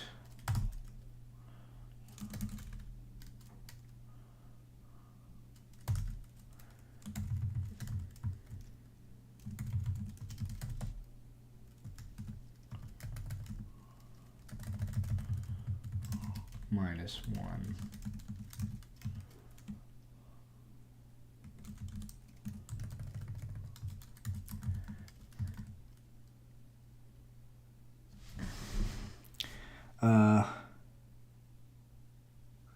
Well, greater than or equal to 1? Well, no, if it's 1, that's not true. Wouldn't you have to check 1?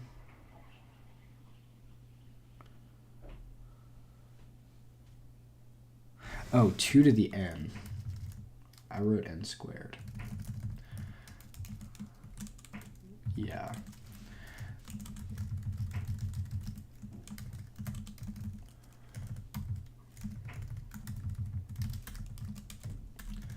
Of course. But wait, Alexander, why can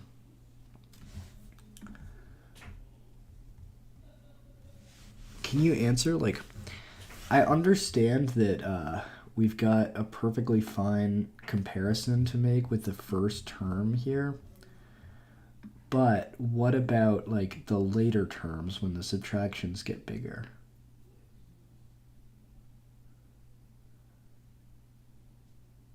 Like, won't one of those terms later on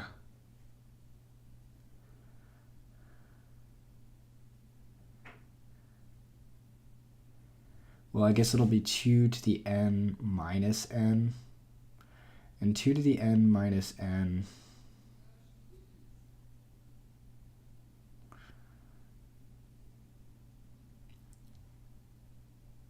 is still greater than n plus 2.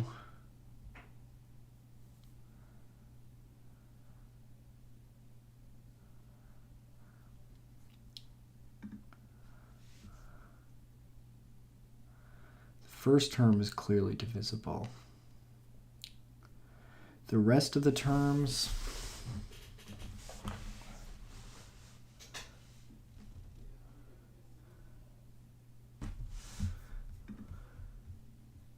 two to the n plus 2.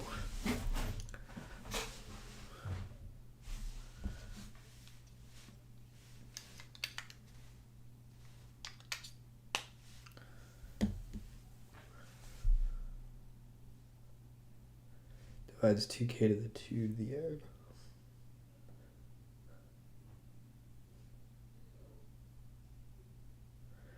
Eventually you get exponents like 1, 2, 3, much smaller than 2 to the n.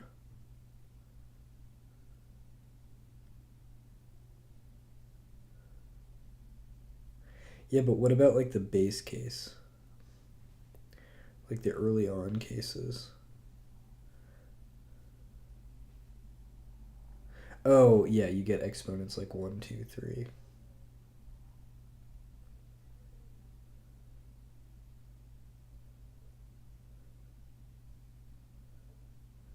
Oh, yeah.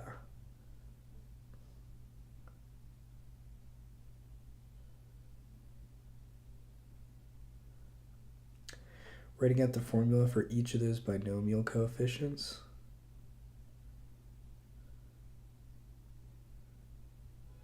That's a solid idea.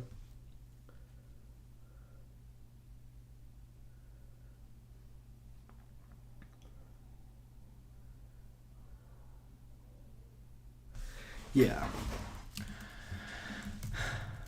I do like that.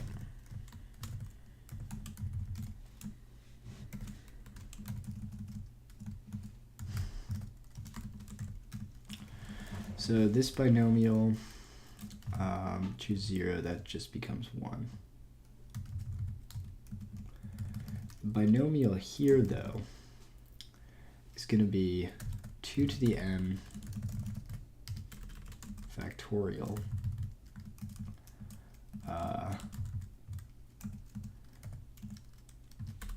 over 1 factorial, oh geez, 2 to the n, I guess you need parentheses, 2 to the n factorial over 2 to the n minus 1 factorial.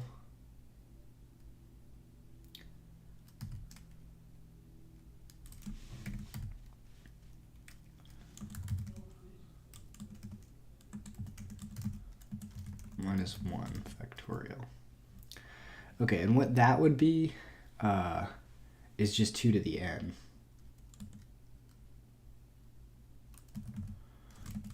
Which is interesting, but for very small, you probably want to do a small example too.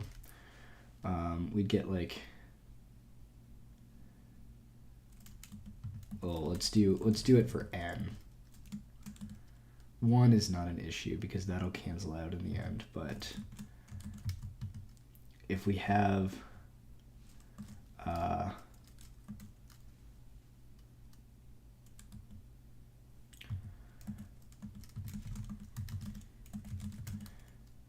if we have 2 to the n factorial over n factorial times 2 to the n minus n factorial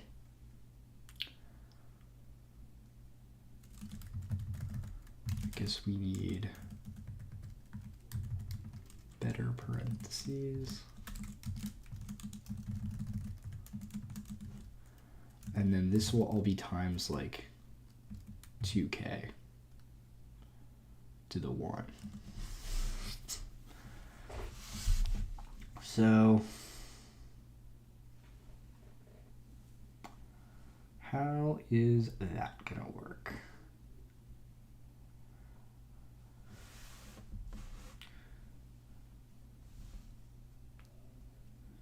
So we'll have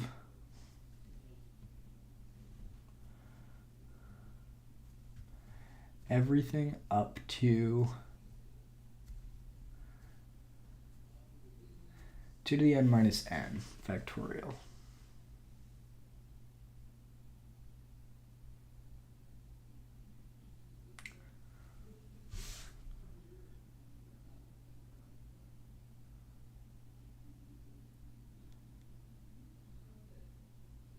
Can reason by recursion just use the fact that a to the 2 to the n plus 1 is the square of a to the 2 to the n.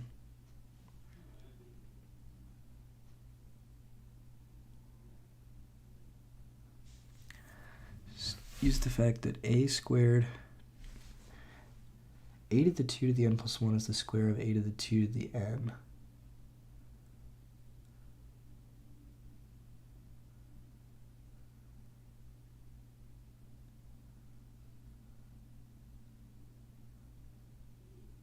Whoa.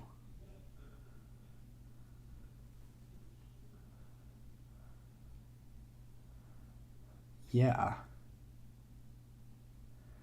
A to the 2 to the n plus 1.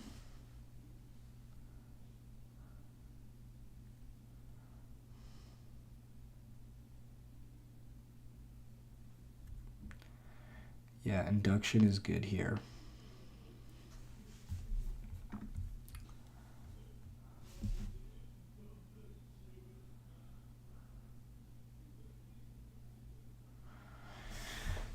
Yeah, these coefficients are getting me a little lost in the sauce. I'll keep that just in case, but I'm gonna just try induction real quick.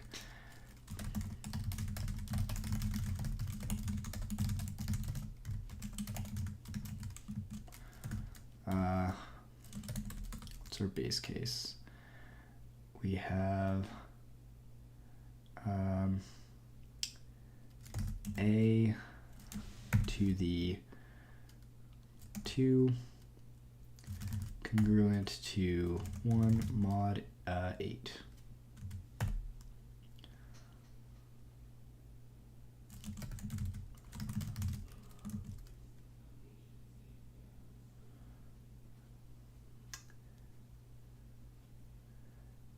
So is that true?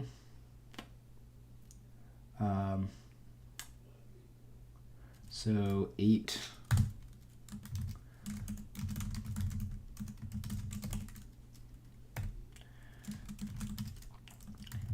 divides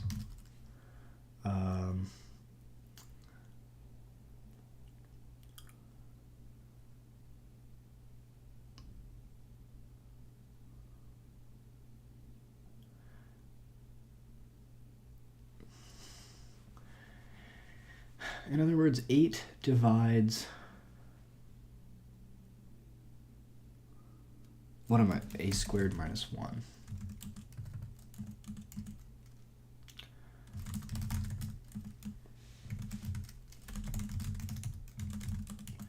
Is odd.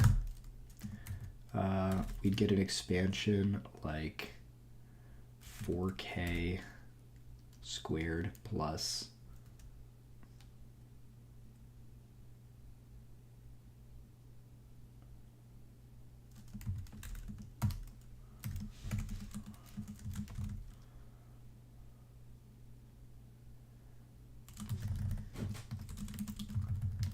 4k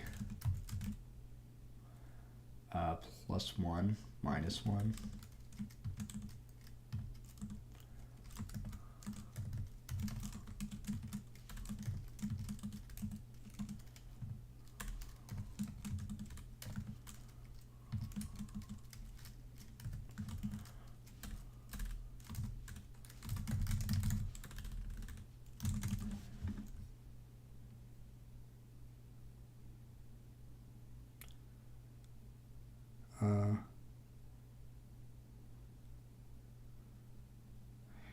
What? Induction on n?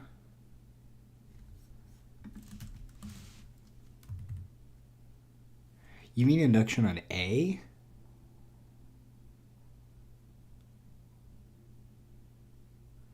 No, induct on n.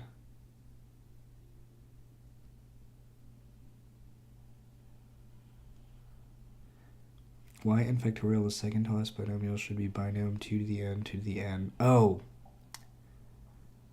That was correct, actually. Not to jump everywhere, but I do want to finish that out from my understanding.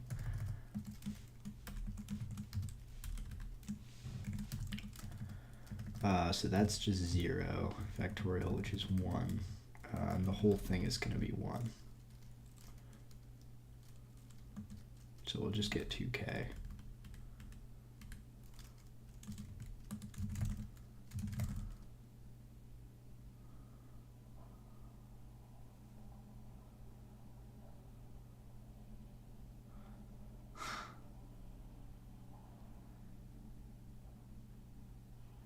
Induction on A works, but N is easier and more natural. Induction on A would be very weird. You'd have to like skip numbers. I mean, now I see why every term of the binomial is divisible by 2.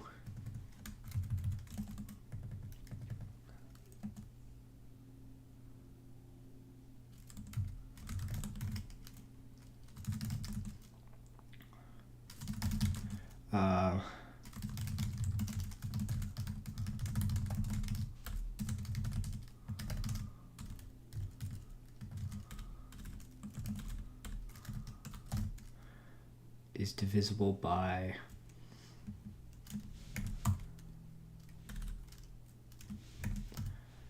two to the n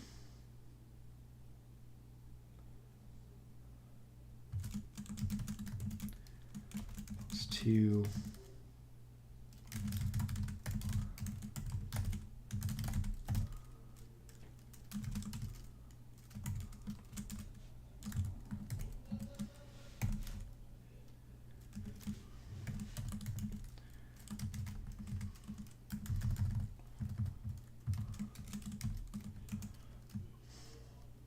2 to the n plus 2.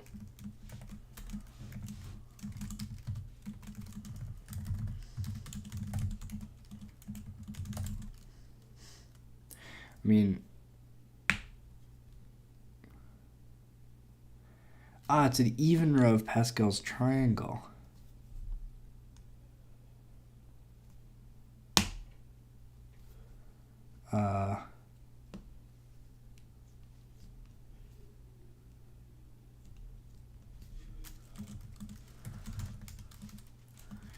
Yeah. I'm taking number theory specifically. I guess induction isn't necessary then. I mean, yeah, every term is divisible by it.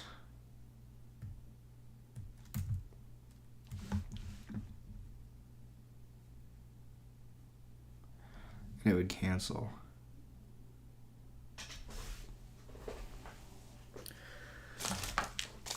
How frequently do I meditate? Like, basically daily, but not necessarily every day do I do dedicated, like, sitting meditation. But I do walking meditation every day. Like, I'll walk around and not listen to anything.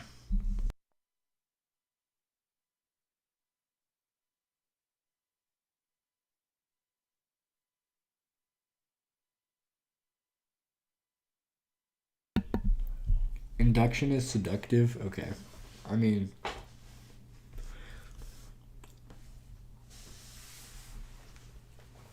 if Alexander says something is worth it, you listen.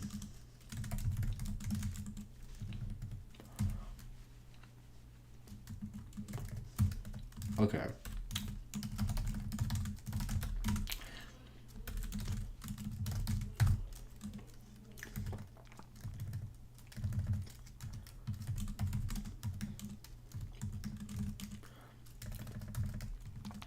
All right, we're assuming that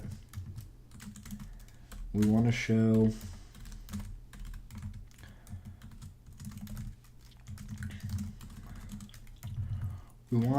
that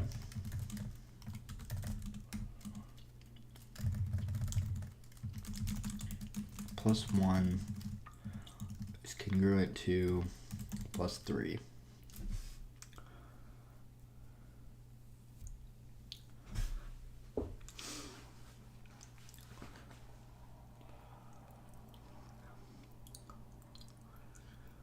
Okay.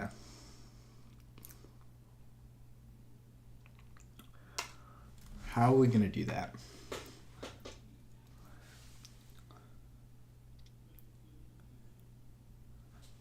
You're going on a 3-month silent retreat?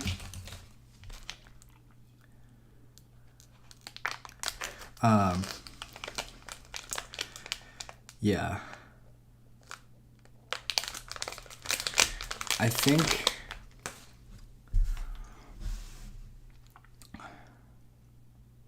I hate meditation ever since I was a kid, and I don't know how people do it. The funny thing is, I'll get back to this induction in a sec, but I like meditation.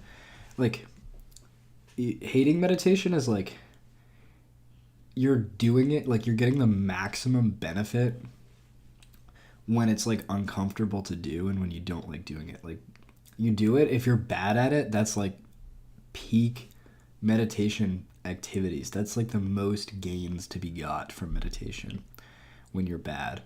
And yeah, that's like your focus noticeably improves. It's not a joke at all. Meditation is a serious, powerful technique. Alexander's going to be unstoppable when he returns from that. It also just makes life so much better. You just enjoy the simple things more. You're like, yo, that tree, it's just making me happy. And enjoying the simple things more allows you to enjoy things that you want to do more, like math, for instance. Like, if you are very meditated and you recognize the beauty in like all the small things, you look at math and you're like, that is wicked cool that that exists. And it's just like you can just sink deeper and deeper into it. The idea is a to the 2 to the n equals 1 plus 2 to the n plus 2. Comes from the induction hypothesis. That's clever, going across the congruence sign.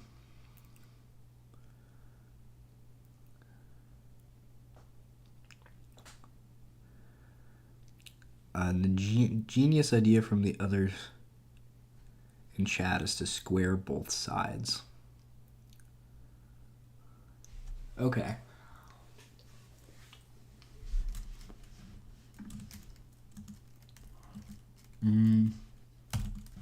Okay.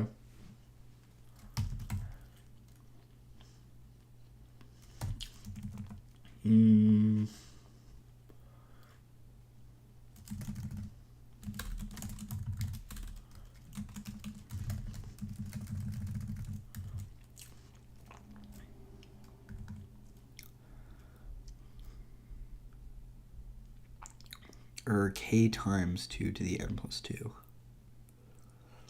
Because of congruence.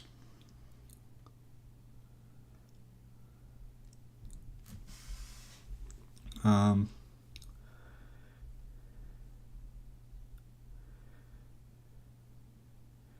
to the 2n. The genius idea from others was congruent to 2 to the n plus 2. Right. Is congruent to 1 plus this plus k times this.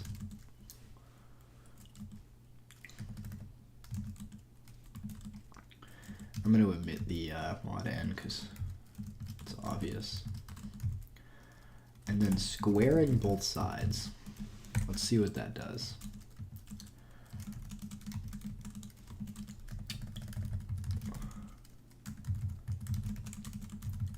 I bet it'll be cool.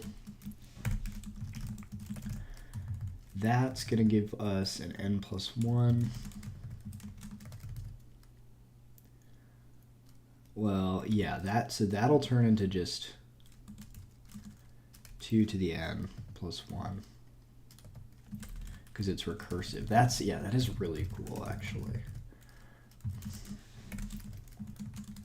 2 to the n plus 1.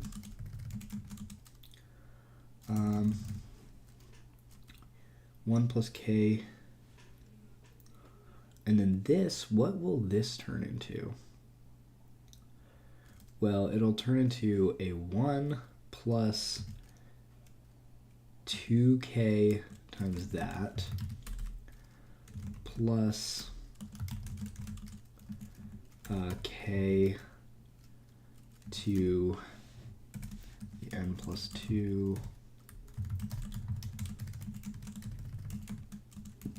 squared. Oh, not that whole thing squared, just this thing squared.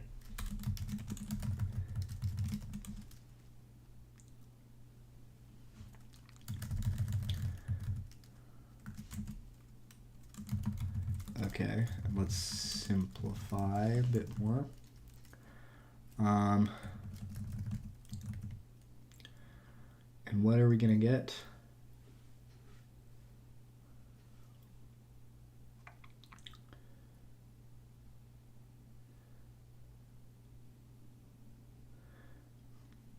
We're going to get 1. Well, this is going to get a boost. And then that squared will also get a boost.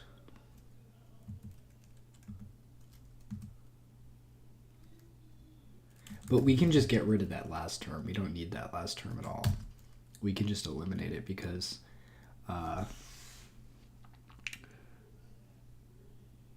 it at least is got a factor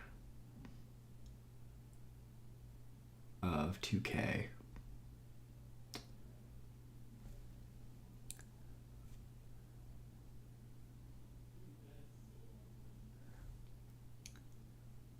Oh, is equal to.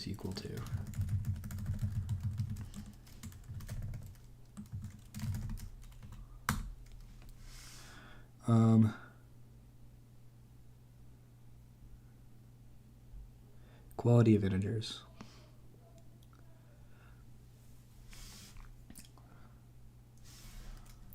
So we can't get rid of that last term.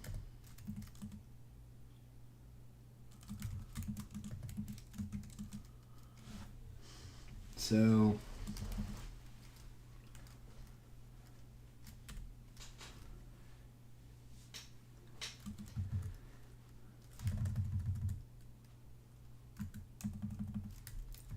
this is going to be plus k squared times 2 to the n plus 2 squared.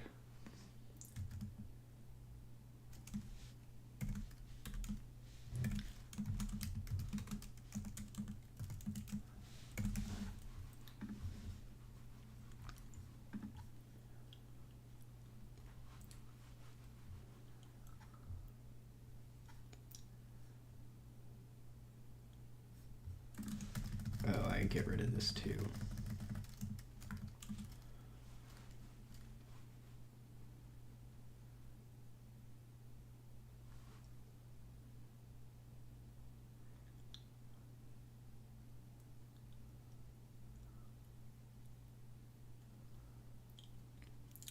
I mean,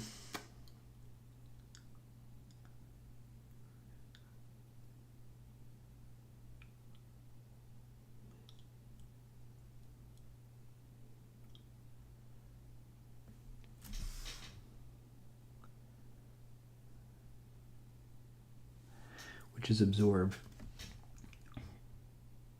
I mean, okay, but that's 2 times, yeah, 2n plus 4.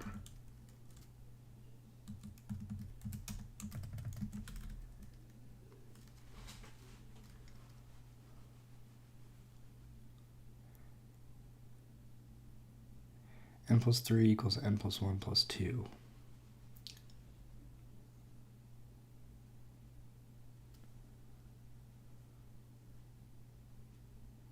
Smiley face.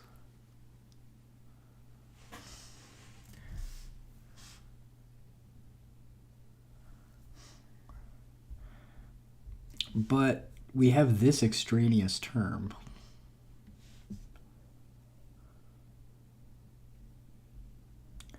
I'm a junior.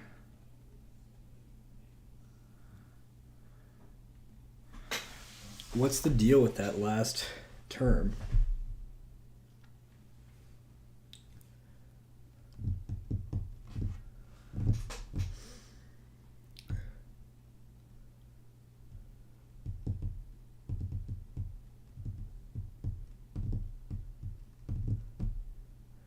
which is highly divisible by 2.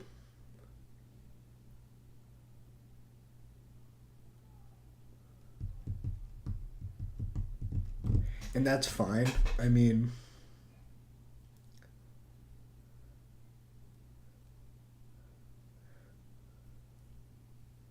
more than n plus 3 times, that's true. I like that explanation.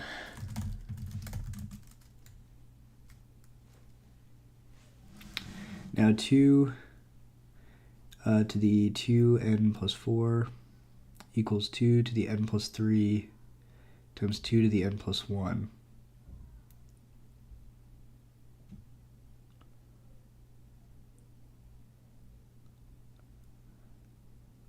You want to factor out 2 to the n plus 3.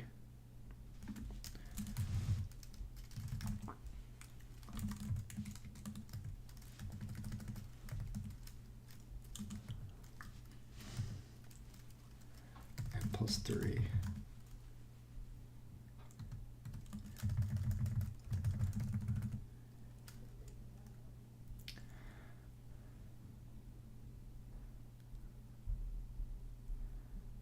Times 2 to the n plus 1.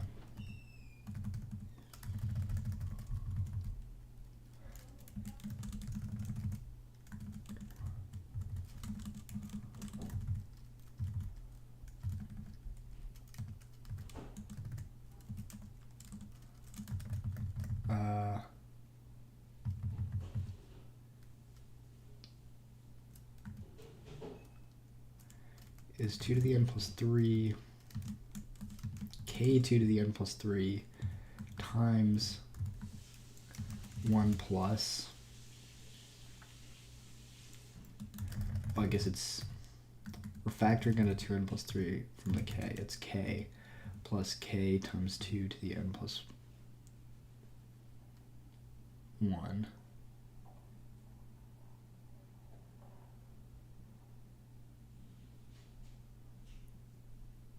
K is a little bit abusive.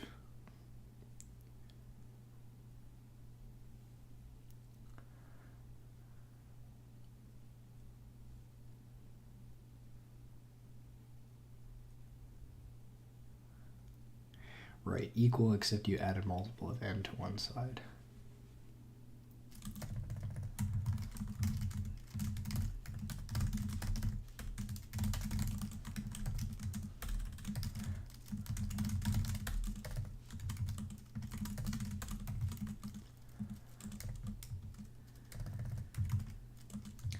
Okay, yeesh.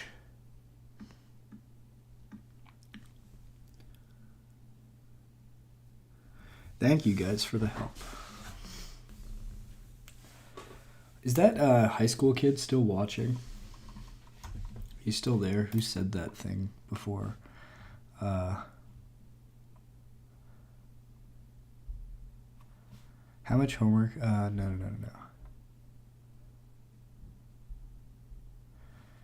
Or do you ever get urges? Vimothee, are you still watching? There was some high school kid that was like, you college kids are dialed in. I used to worry about that too in high school.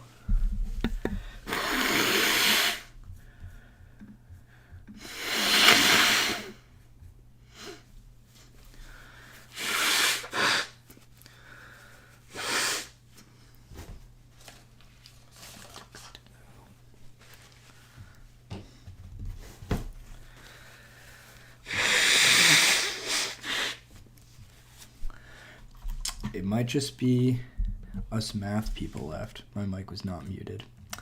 Oh well. Win a few, lose a few.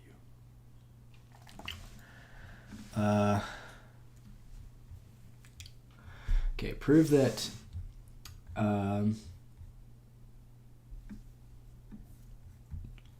AB, whenever AB are congruent, mod n, and B and D are congruent, mod n.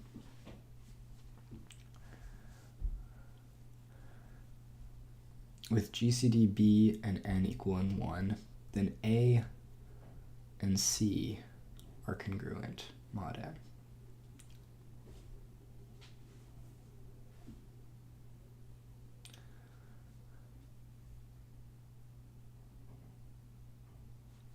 Thanks, Anthony.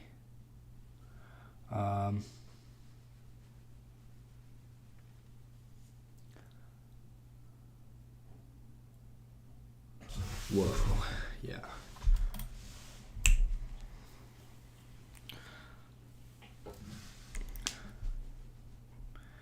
Inverse will be the same, so divide D and B on both sides.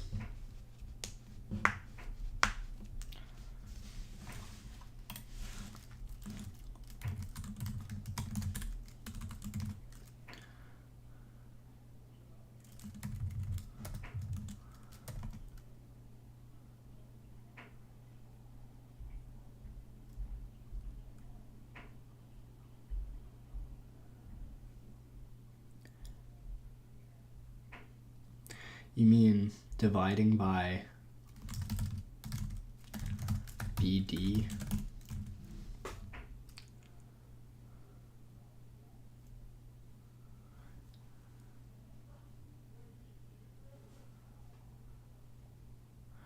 You'd get A over D is congruent to C over B. Why would that help?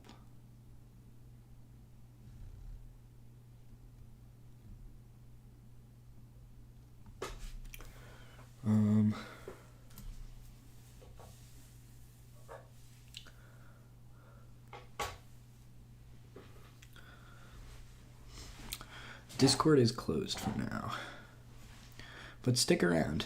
If I like your personality, I'll let you in.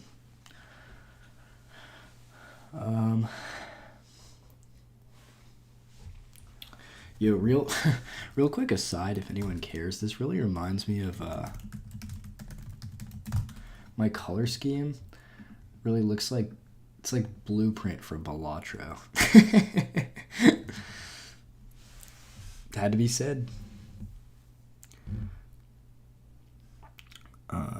Just the white and blue.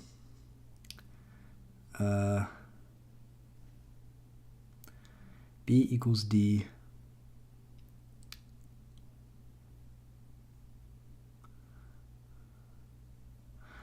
Divide by D.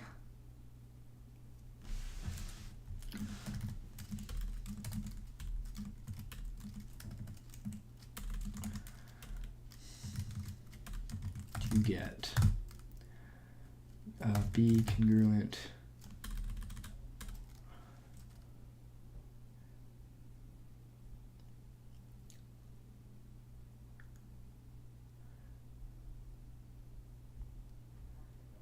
A congruent to C, since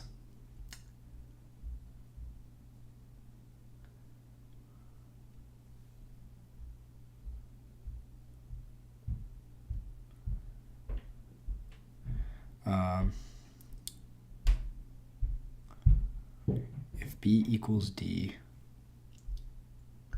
B congruent to D,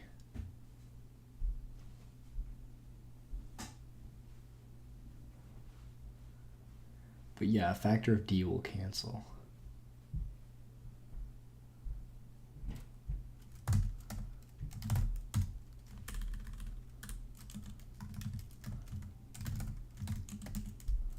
That feels a little like I don't fully understand that.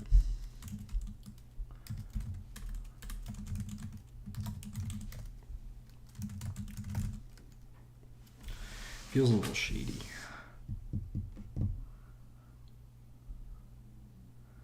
Not sure.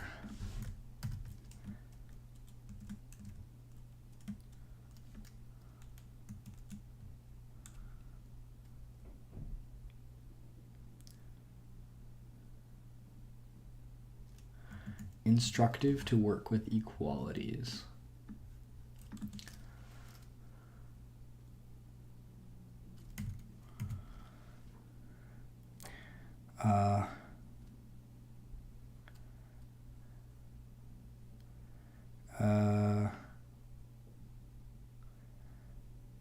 want it to divide even though it amounts to dividing by 1.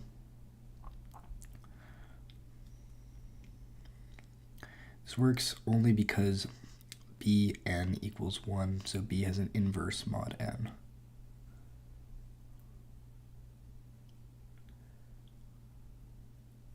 What do you mean exactly by an inverse?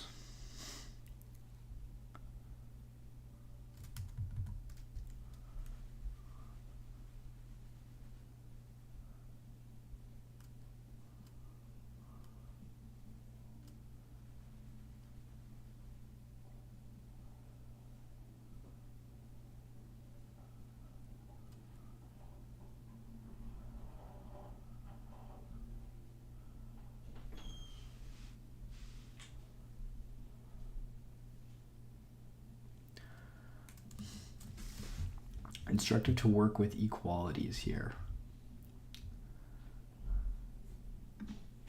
Meaning that, I want to write out the definition of that equality. So like A congruent to B, B mod M. And you set it somewhere up above, Alexander.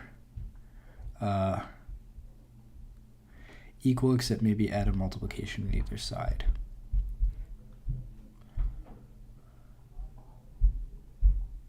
Except maybe you add a multiplication of 1 to one side. So A congruent to B, you think of if and only if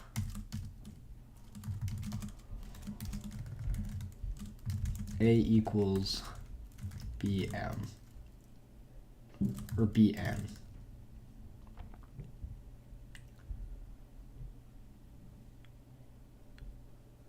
No, Bm.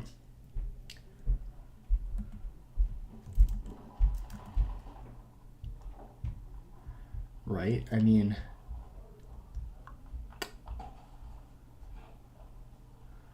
A minus B divisible by M.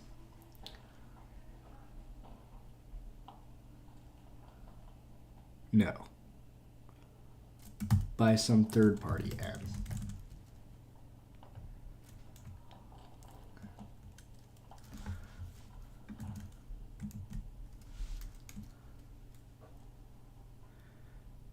No, not a multiplication.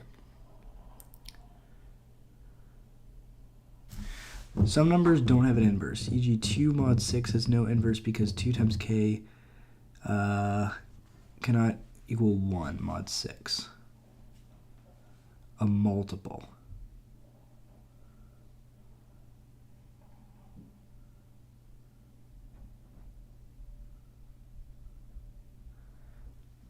A equals B plus K to the plus Kn.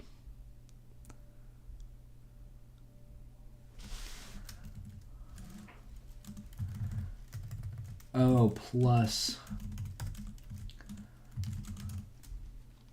for some random integer K.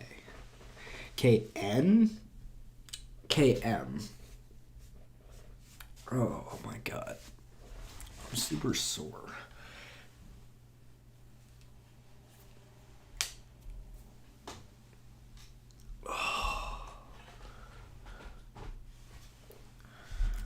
Fucking hell. So, yeah. I'm assuming M.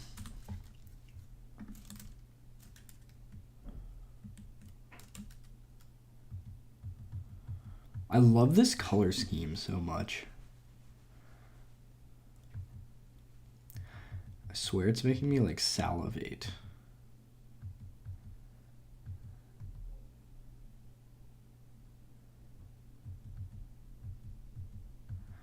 Okay, thanks. Yeah, I just love this color scheme. Like it looks like a medieval scroll. Should I print this like and hand it in with this color and like waste a ton of ink? Make it really hard for them to write.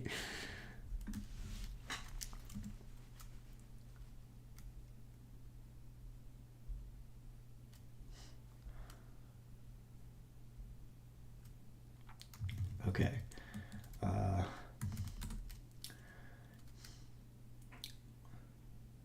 So A, B equals CD plus KM have, so we're given that. We're also given that B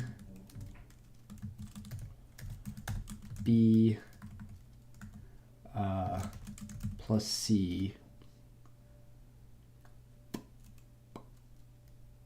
well, no, B and C, B equals C plus JM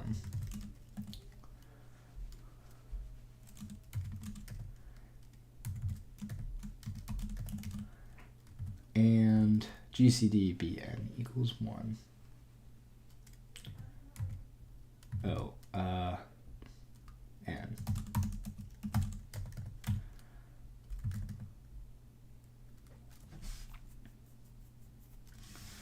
And we want to show A equals C plus some IK.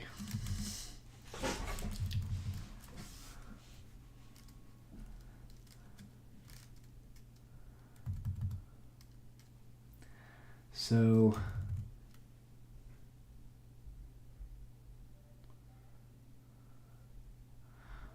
based to what? I think it's D instead of C in the second line.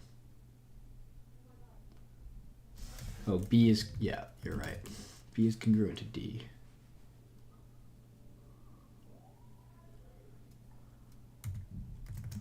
I mean, so what we could say is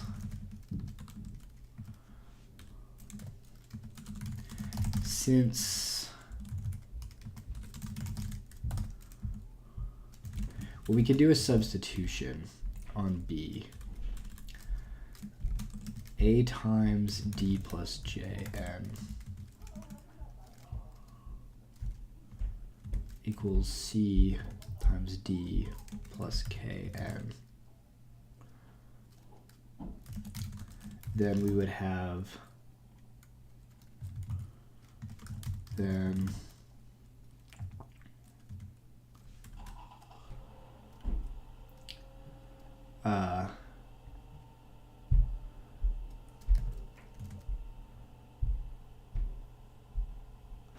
we'll have A times D plus A times JN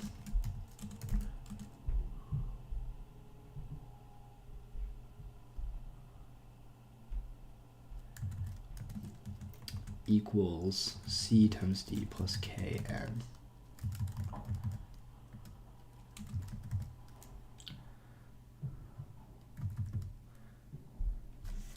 And we could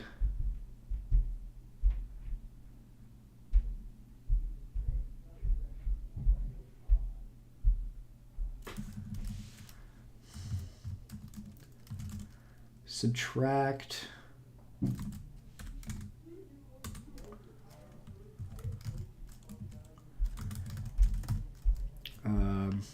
AD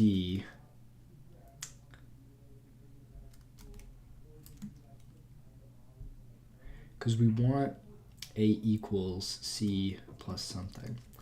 So we could do AD equals CD plus KN minus AJN.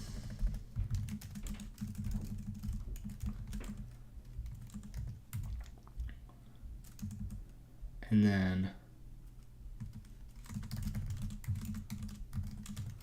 finally I have two L's, yeah. A equals C,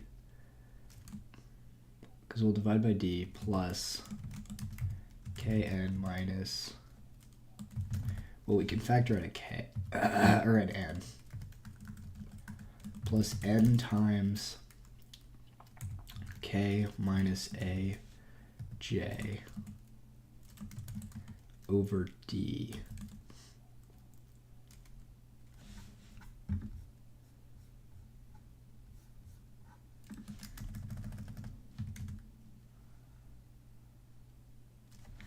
Brother, do I have a printer? No, I don't. It's a lot easier to stay in mod n rather than introducing a bunch of other variables. If you multiply both sides by d's inverse, what do you get? The concept of an inverse, though, is like not strong in my mind.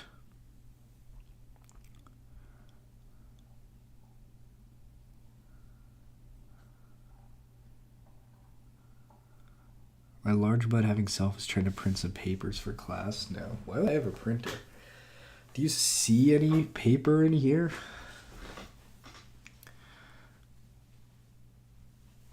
Also, you can just talk to me. We live in the same house.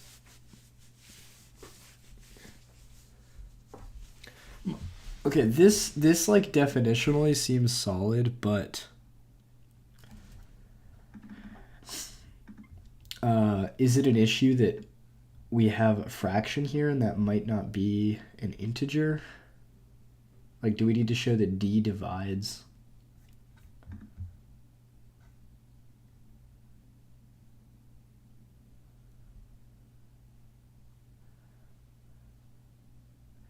I mean, does d divide n? D divides b. B doesn't divide n.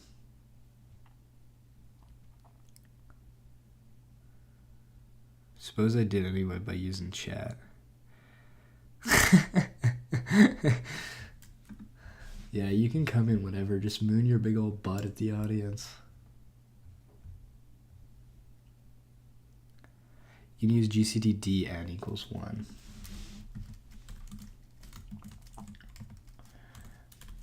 And yeah, good call. I get that now.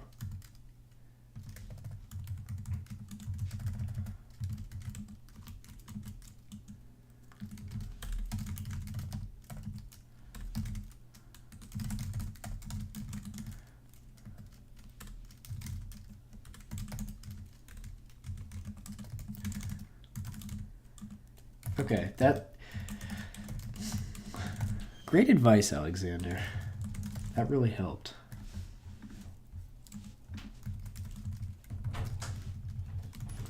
Yo. Chat. My people. I think chat is like 2 people that are doing math. Oh, okay. That are like hardcore into math. Well, that's fire. That's sick. Yeah. I saw some shit about multiplicative inverses. And it's actually funny because that's relevant to what I'm working on right now, which is studying for my secure distributed computation exam. And we have to know why like it's important for a finite field to be mod some prime number. Because... Right. Yeah. Right. Because otherwise... If it's not a prime number, then it won't have a multiplicative inverse. Dude, you should stream that too. That shit would be fire.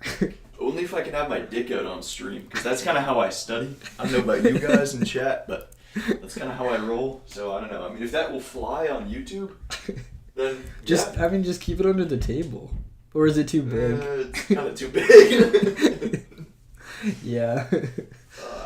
Greeks, man. They all have that problem. Penises are just too big. True. But dude, wait, do you know where I can print something? And I'm talking like ASAP, like as soon as penises. How Library, I think, is open until 9. You could do it there. That's the nearest printer I know of. Oh wait, but I don't have like the fucking ability to. Here, take my phone. It is a little complicated to print stuff. You would have to... Fuck it, dude. I'll just use pen and paper like the OGs. Alright. I'll just scribe that shit like I'm a fucking monastic guy. A monk? Monk. Alright, peace. Yeah. Does anyone else get elbow fatigue from studying too long? Oh my god. Good problem, though. I'm glad I made Alexander a mod. He's a good person to have in charge. Ugh. Oh, just ask someone there. Exactly. Wait, I have a question for anyone. It seems like the 2 people watching, or 3 people are watching, are like Qualo, Olivia, and Alexander right now. Like, what is it that's enjoyable about teaching like a beginner math? Because you all clearly seem to have pretty good math chops. Like, what's the deal with sticking around on like a beginner math stream and helping out? Is it just like fun to hang out?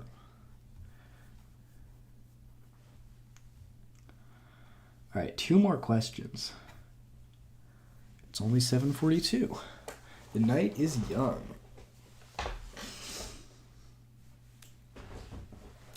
I'm just curious.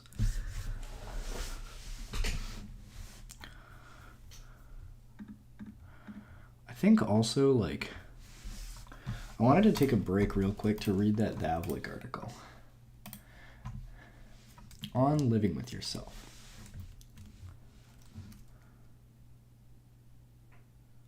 Ah, so people streaming learning math is valuable to me. That's really cool. Yeah. Yeah. You are noticeably. I mean, I feel like you get into arguments with random people in chat sometimes, or maybe that's that other guy Rodrigo. I confuse you because you both have blue profile pictures and names. Helps me see into my clients' minds and become stronger. That's so cool, dude. That's honestly so respectable. Like, seeing the meta learning process of math is so awesome. Like, plus the advice you give, I notice you particularly give advice that's like, or tips that's like maximally good for me figuring things out on my own, like without giving me the answer. It's yeah. Your tips are the best, and like they actually help, like they actually move forward my understanding, but like I don't, like, dude, saying like using the equality on this problem was like really good for me, just to know that. Yeah, so I wanted to read this real quick for anyone who's watching. When I was growing up, many of my friends' parents worked in aerospace and defense. Later, when I entered the software industry, many of my peers moved to the same path. Their salaries were almost always higher than mine. I had and always still have many friends working at Fortune 500 companies as engineers. Whenever I've asked, what's it like working for Company X, the response is almost invariably, the pay is good, but they never work me hard. But they work me hard. I was going to say, but they never work me hard. Jeez. Choosing a career path is challenging. A career in software engineering specifically boasts unique challenges. I want to raise some of the challenges. Share my thoughts. Abstraction is hostile to compartmentalization.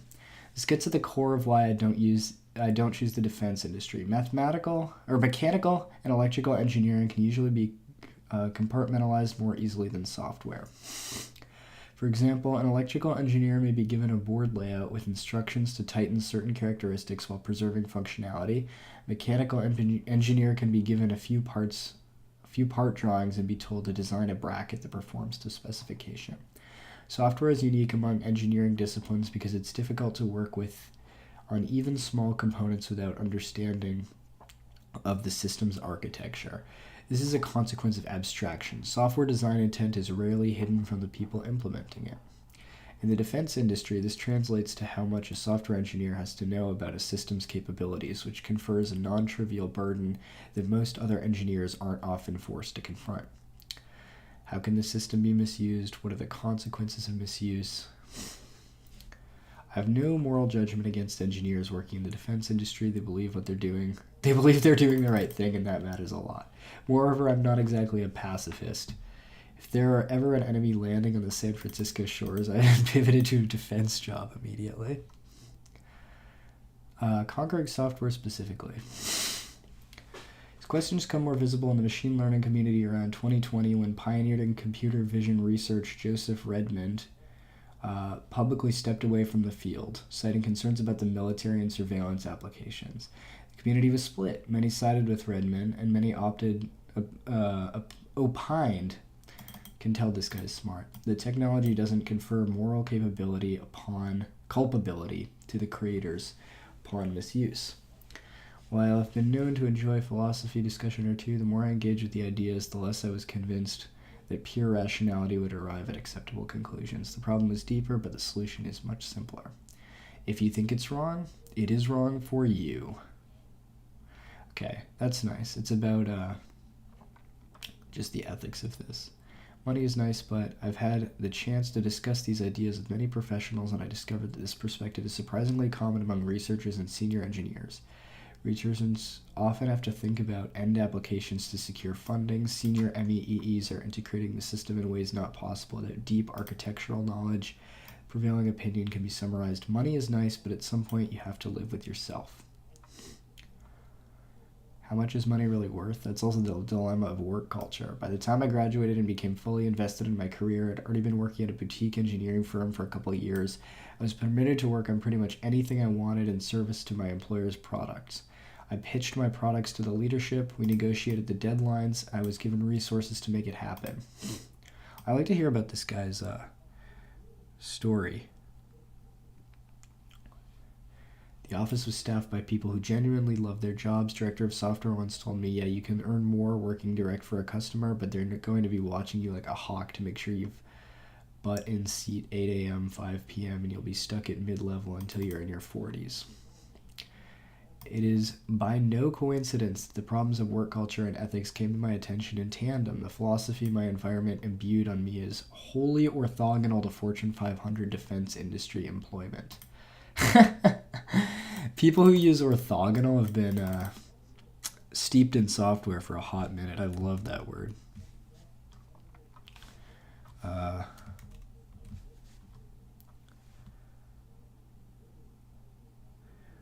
So it wasn't hard for me to reach these conclusions.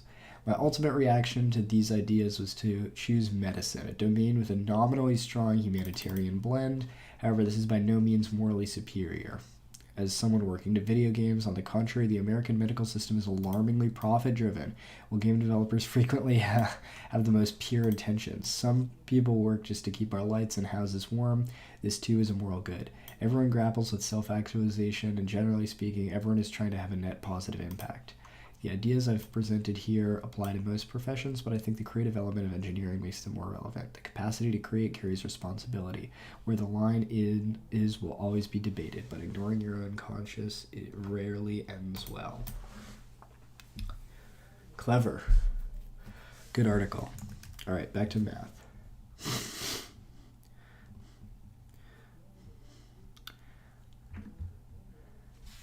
Yeah, the way, isn't orthogonal like... composed of right angles. Okay, that's what I thought. What is...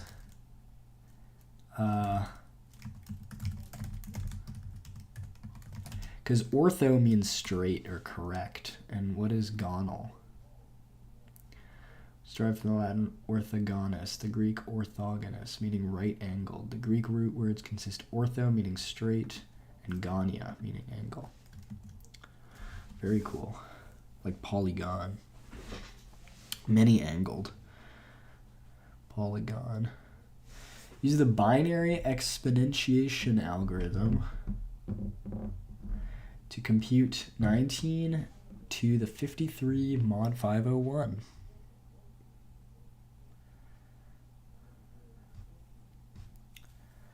Perpendicular? I guess perpendicular, but perpendicular. Slightly different because like I guess perpendicular is like more like E and H, these things are orthogonal, but the whole thing is perpendicular, but we're just worried about one right angle, I guess. I don't know.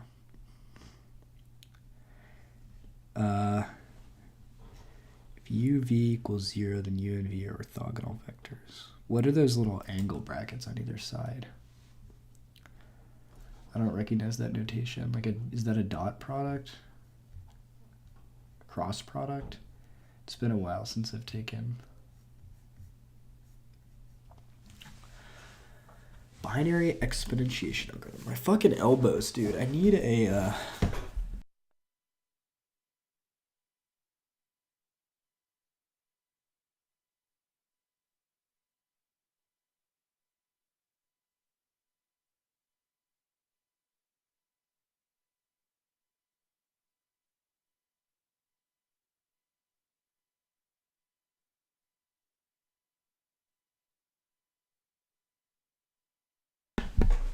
a t-shirt to put my elbows on. Inner product, generalized dot product. What do you mean generalized dot product? Does the dot product not work in certain cases? Like a more general case of linear algebra? Oh, yeah. Elbows off the table. That's what I'm talking about. I need like elbow holders or something. This is outrageous. Hardwood desk gets to you. 4.3 binary and decimal representation of integers. Involves finding special criteria under which a given integer is divisible by another. At their heart, these divisibility tests depend on the notational system used to assign names to integers, more particularly to the fact that 10 is taken as the base for our numbers system. Let us therefore start by showing that given an integer b greater than 1, any positive integer can be written uniquely in terms of powers of b. So this is basically just showing that any base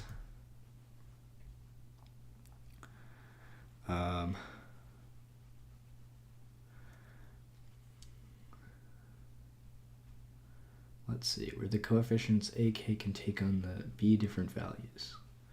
For the division algorithm yields integers q1 and q0.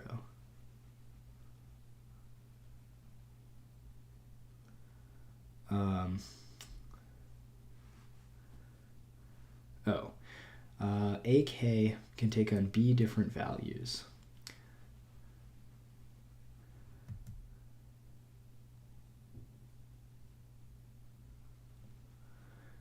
This is Elementary Number Theory by David Burton.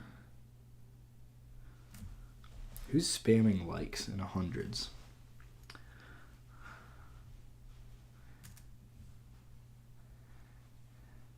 They don't mention base Fibonacci. That's possible?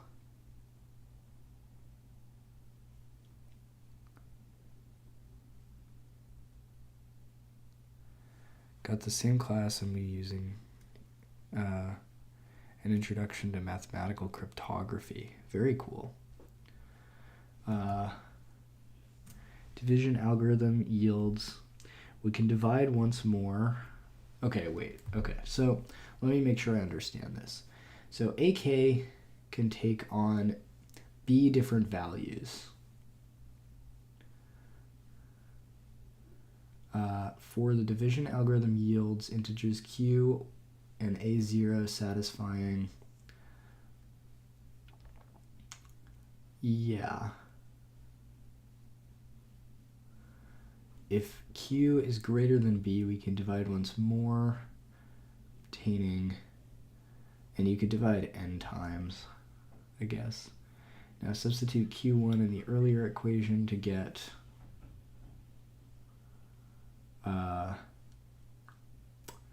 that. As long as q2 greater than b, we can continue in the same fashion, going one more step. And hence, because n is less than a, or q1 is less than q2 is less than 0, strictly decreasing sequence of integers, this process must eventually terminate. Bounded monotonic decreasing sequence. I will look that up on my own time, but that sounded so cold and dismissive. No, I'll look that up. Where is my browser? Base Fibonacci. What would that even look like?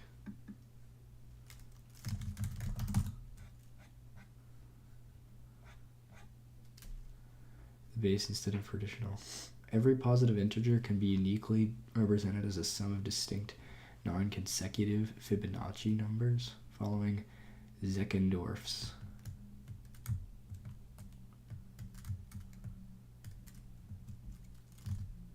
That's really cool.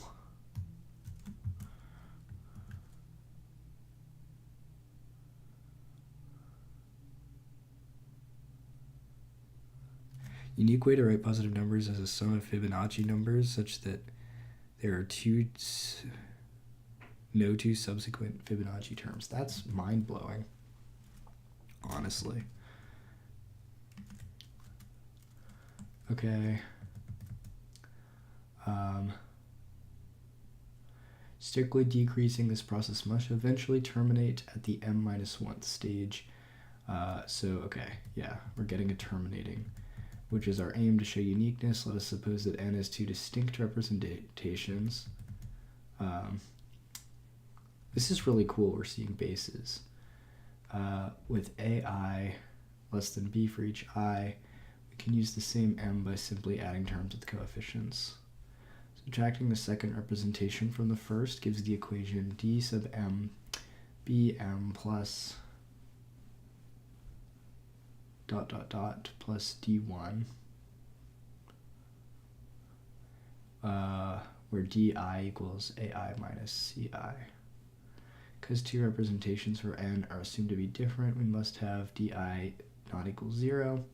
For some value of I, take k to be the smallest subscript, for which dk not equals 0.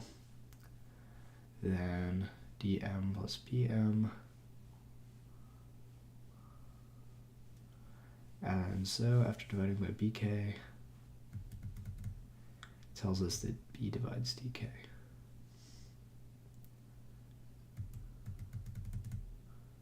Okay. Small values of b give rise to lengthy representations of numbers, but have the advantage of requiring fewer choices for coefficients. A simple case occurs when the base b equals 2. The resulting system of enumeration is called the binary number system, from Latin. The fact that when a number is written in the binary system, only the integers 0 and 1 can appear as coefficients means that every positive integer is expressible in exactly one way as a sum of distinct powers of 2.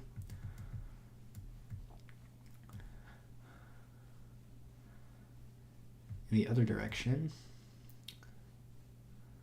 1, 0, 0, 1, 1, 1, 1, 1, 2. Binary system is most convenient for use in electronics, obviously, because binary numbers are represented by strings of zeros and ones, and a machine by a switch, on, off. We shall frequently wish to calculate the value of ak, when k is large. Is there a more efficient way of obtaining the least positive residue than multiplying a by itself k times before reducing modulo n? One such procedure, called the binary exponential algorithm, relies on successive squarings of the reduction modulo n after each squaring. More specifically, the exponent k is written in binary form, and the values of 2 to the a to the j, the values of a, 2 to the j mod n are calculated for the powers of 2, which correspond to the ones in the binary representation. These partial results are then multiplied together to give the final answer. The illustration should make this process clear.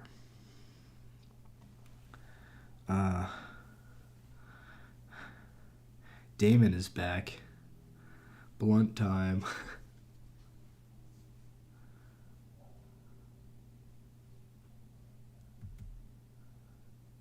So it's even less efficient than binary.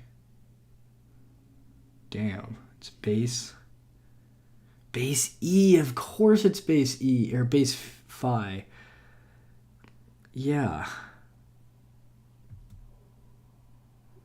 That is really cool.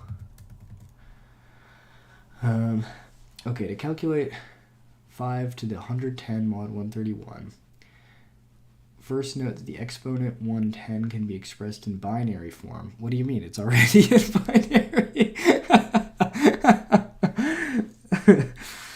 I thought that was funny. Of all the example numbers they picked one that's already in binary. So we write it in binary.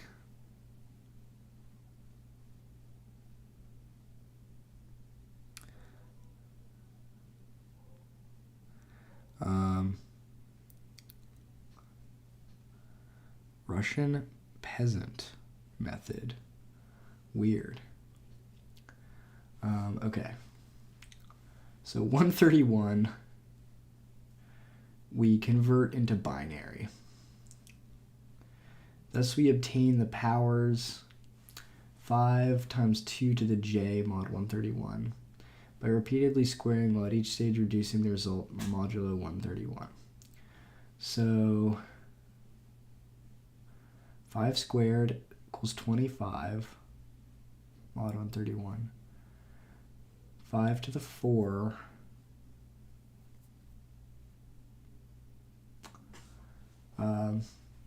thus we obtain the powers 5, 2 to the j by repeatedly squaring while at each stage reducing the result modulo 131.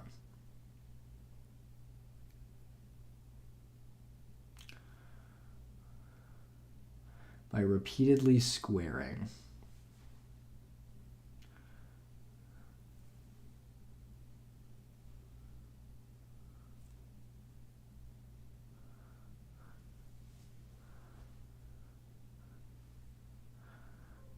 To calculate mod 131.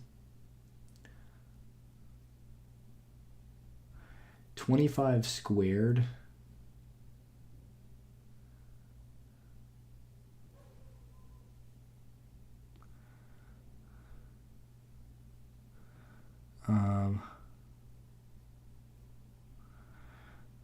Blind and Insane, nice name. I low-key like that, unless it's something monotonous. 25 squared equals 625. 625 congruent to 101. Okay, so they are... I see what they're doing. Okay, so all I have to do is use the binary... Okay, so... Oops. Given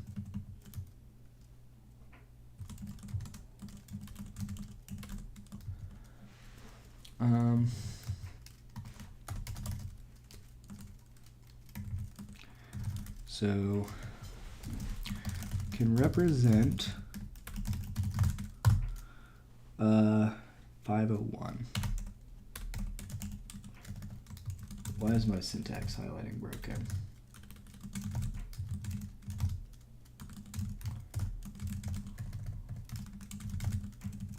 Hello? Okay, nothing is broken, so 53 equals, and they do binary.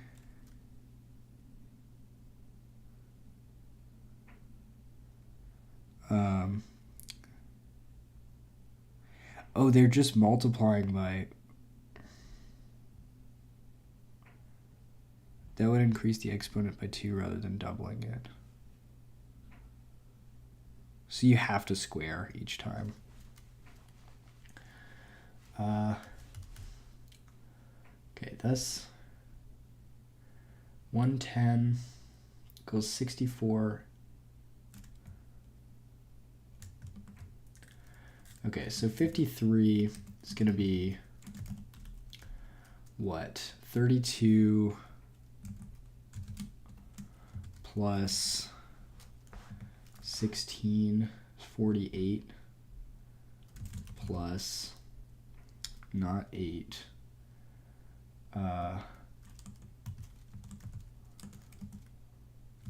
plus, I'll do an x, 48 plus 4 plus 4, not plus 2, because that will be 52 plus 1. So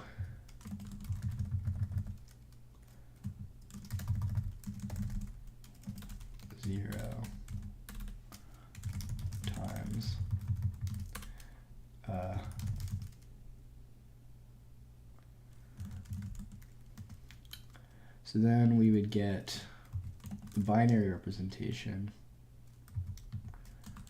equals 1, 1, 0, 1,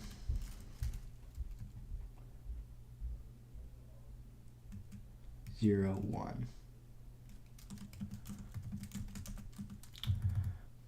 1 plus 4 is 5,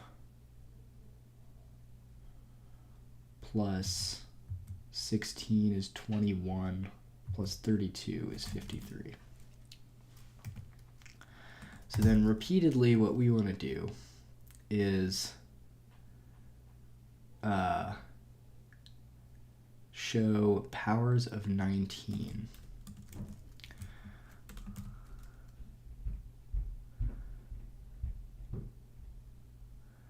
So 19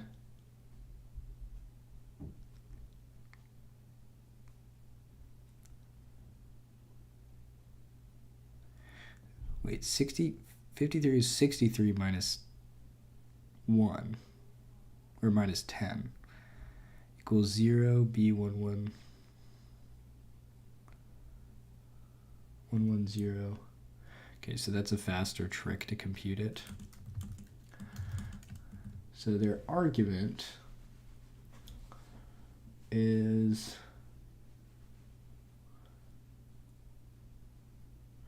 repeatedly squaring or reducing the remainder modulo n.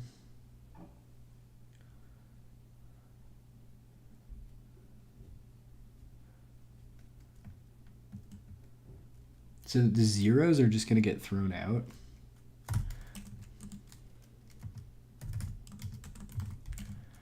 $19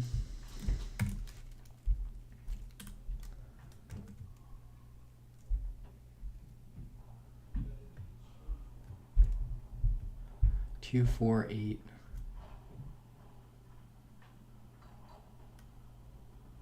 2 1 2 4 8 when the appropriate partial results, those corresponding to the ones in the binary expansion of 110, are multiplied. Oh, so you multiply up. So let's do a little cheating.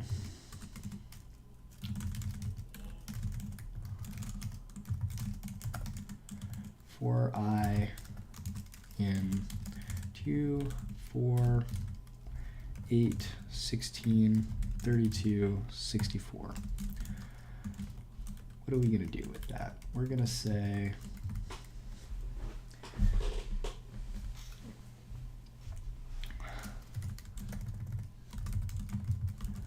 uh, 19 to the I equals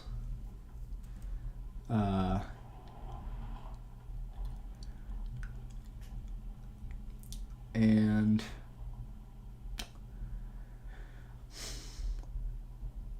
we're going to square each time.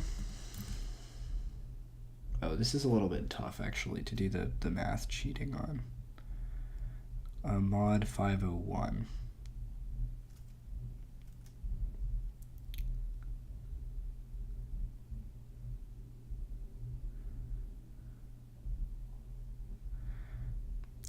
You would write 19 to the 32 plus 16 plus 4 plus 1.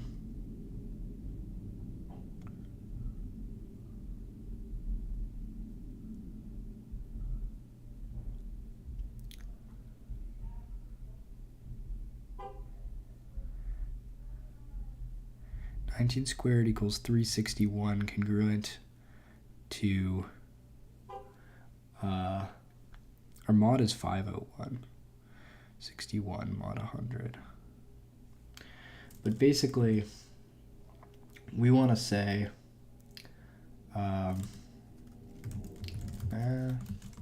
calc.pow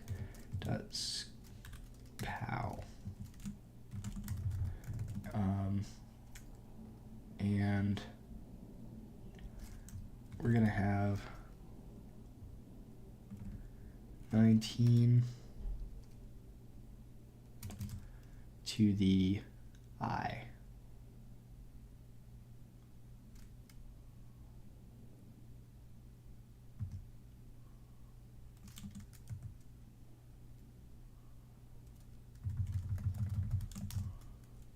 The result is too large. So we don't actually want to do that. We just want to square each time.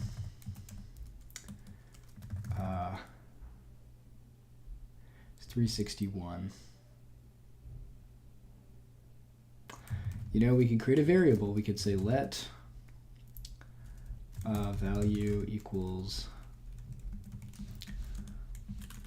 361, 19 squares, 19 squared, and then say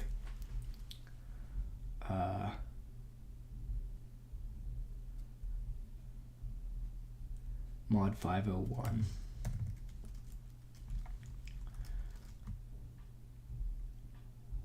And then do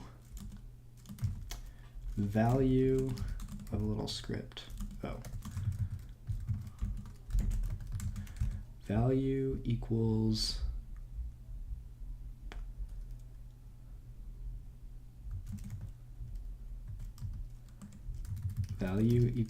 okay, math or calc. Oh shit. How do I escape things? I think I'm going to use the other kind of. My brain is slowing down, I feel it. Calc.pow value 2 value equals, and we're going to have value here. And then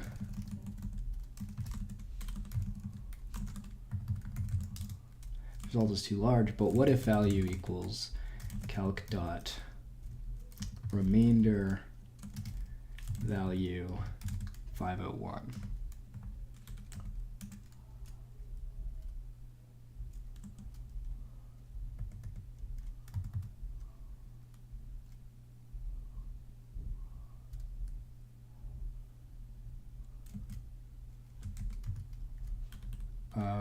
And then insert a new line.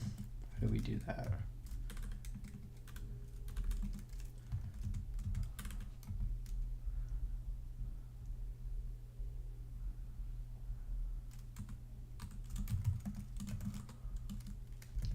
How about that?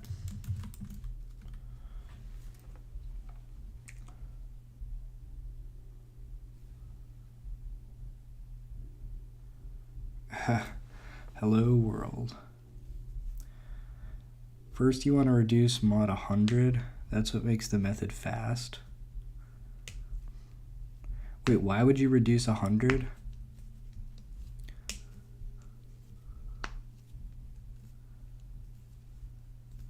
Yeah, why would 100? Don't you have to do 501?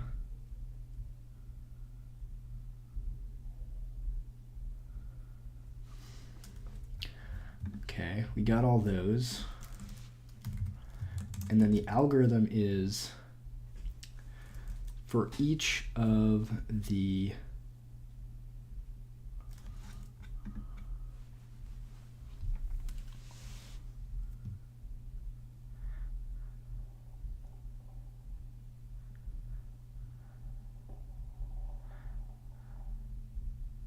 Wait, what do you mean mod 100?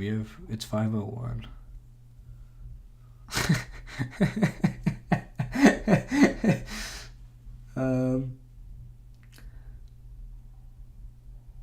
And basically we have 2, 4, 16, and 32. 2, 4, 16, and 32.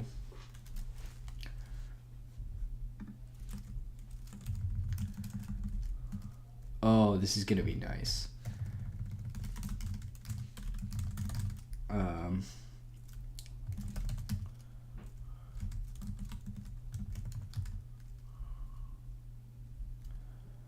Oh, this is gonna be very nice. We can say powers equals, where we care about 2, no, we care about 1, 4, 16, and 32. And we can say if I in powers.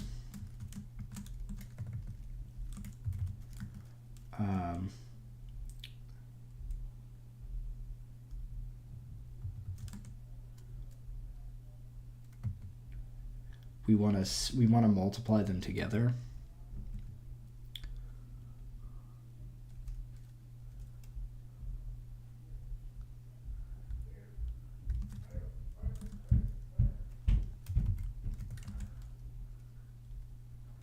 Is the total. This is basically using a calculator. I don't think it's cheating. If I in powers total plus equals value.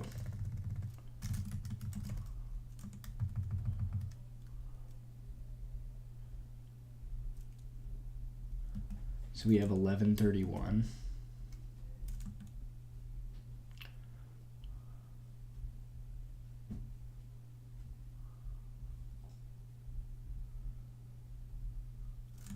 I think this is right.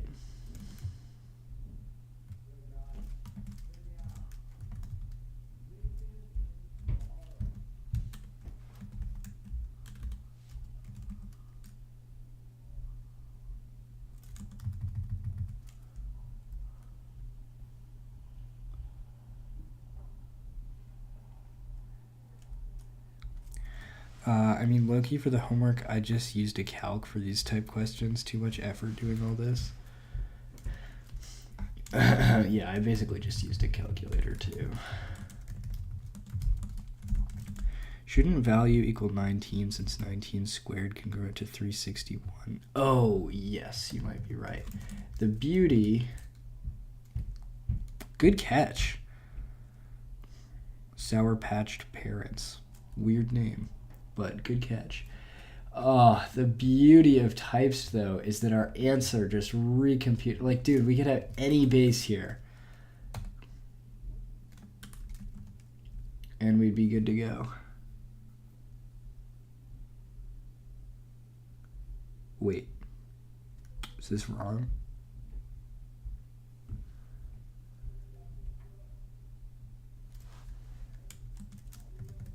Oh, wait. We need 1. We need 19 to the 1.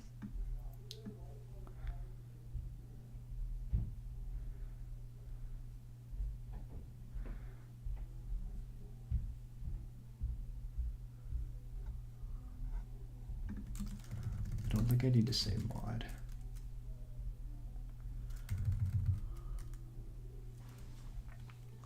$14.92.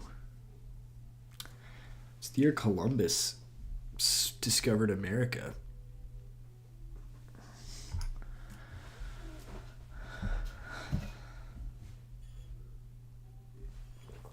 And caused massive genocide on the native populations through disease. The Columbian Exchange, as it was called. It was a pretty bad time to be a Native American.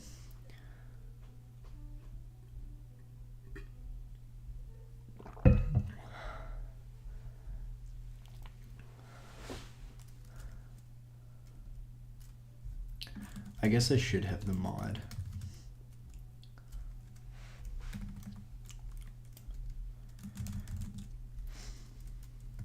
I love that you can just calculate types in line. All right. Find the last two digits of 9 to the 9 to the 9. Hint 9 to the 9 is congruent.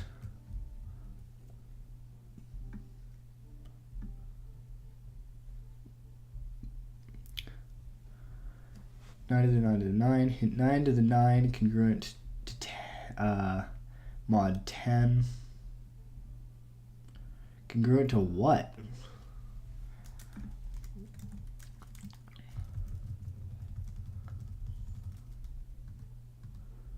I don't remember. Oh, congruent to 9 mod 10.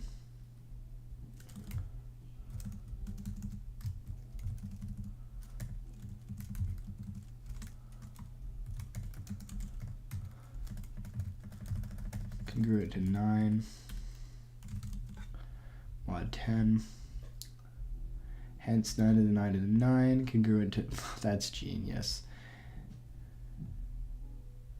9 plus 10k. I use the fact that 9 to the 9 congruent to 89.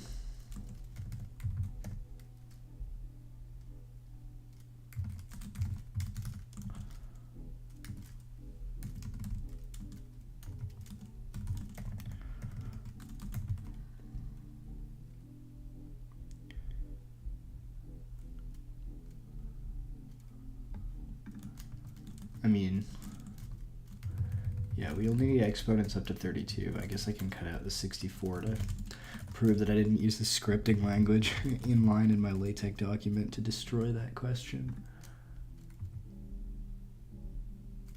That sounded needlessly cocky.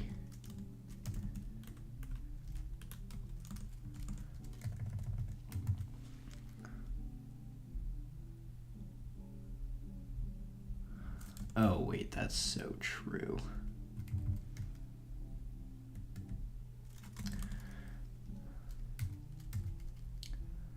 That is very true. Because we're doing congruence on all of them.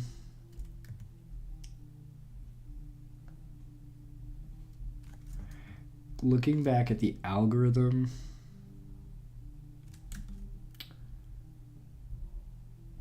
I was adding up all the totals.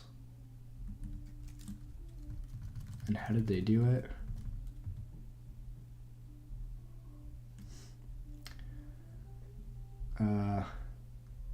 Multiply all the totals and then mod.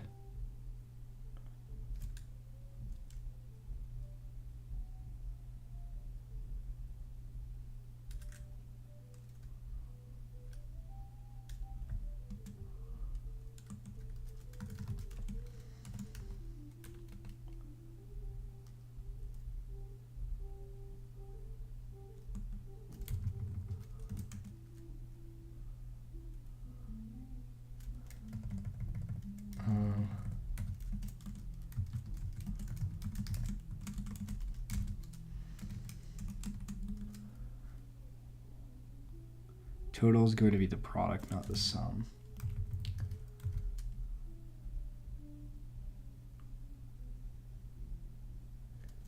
And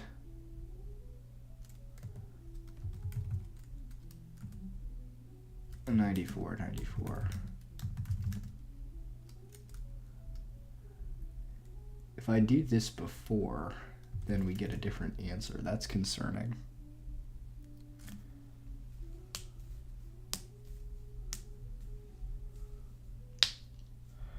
No, I'm not using the split keyboard anymore because I put it on my ceiling fan as a joke, and then I turned my fan on by accident and it flew around. It hit the wall and broke.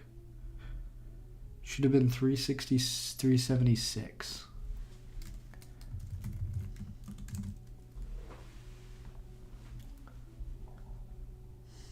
Why would that make a difference?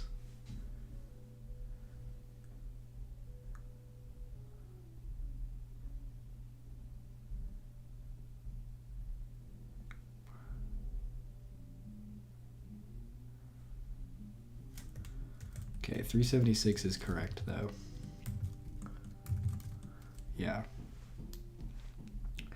All right, what I think I'm going to do, because I don't have class, I want to go to bed, because I usually sleep at 9, and I have to, like, do the bedtime rituals and whatnot. I'm going to wake up early and finish this before class.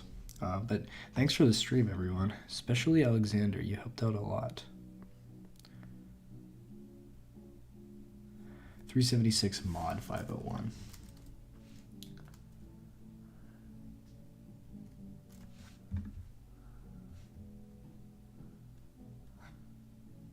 But I'm computing it mod 501.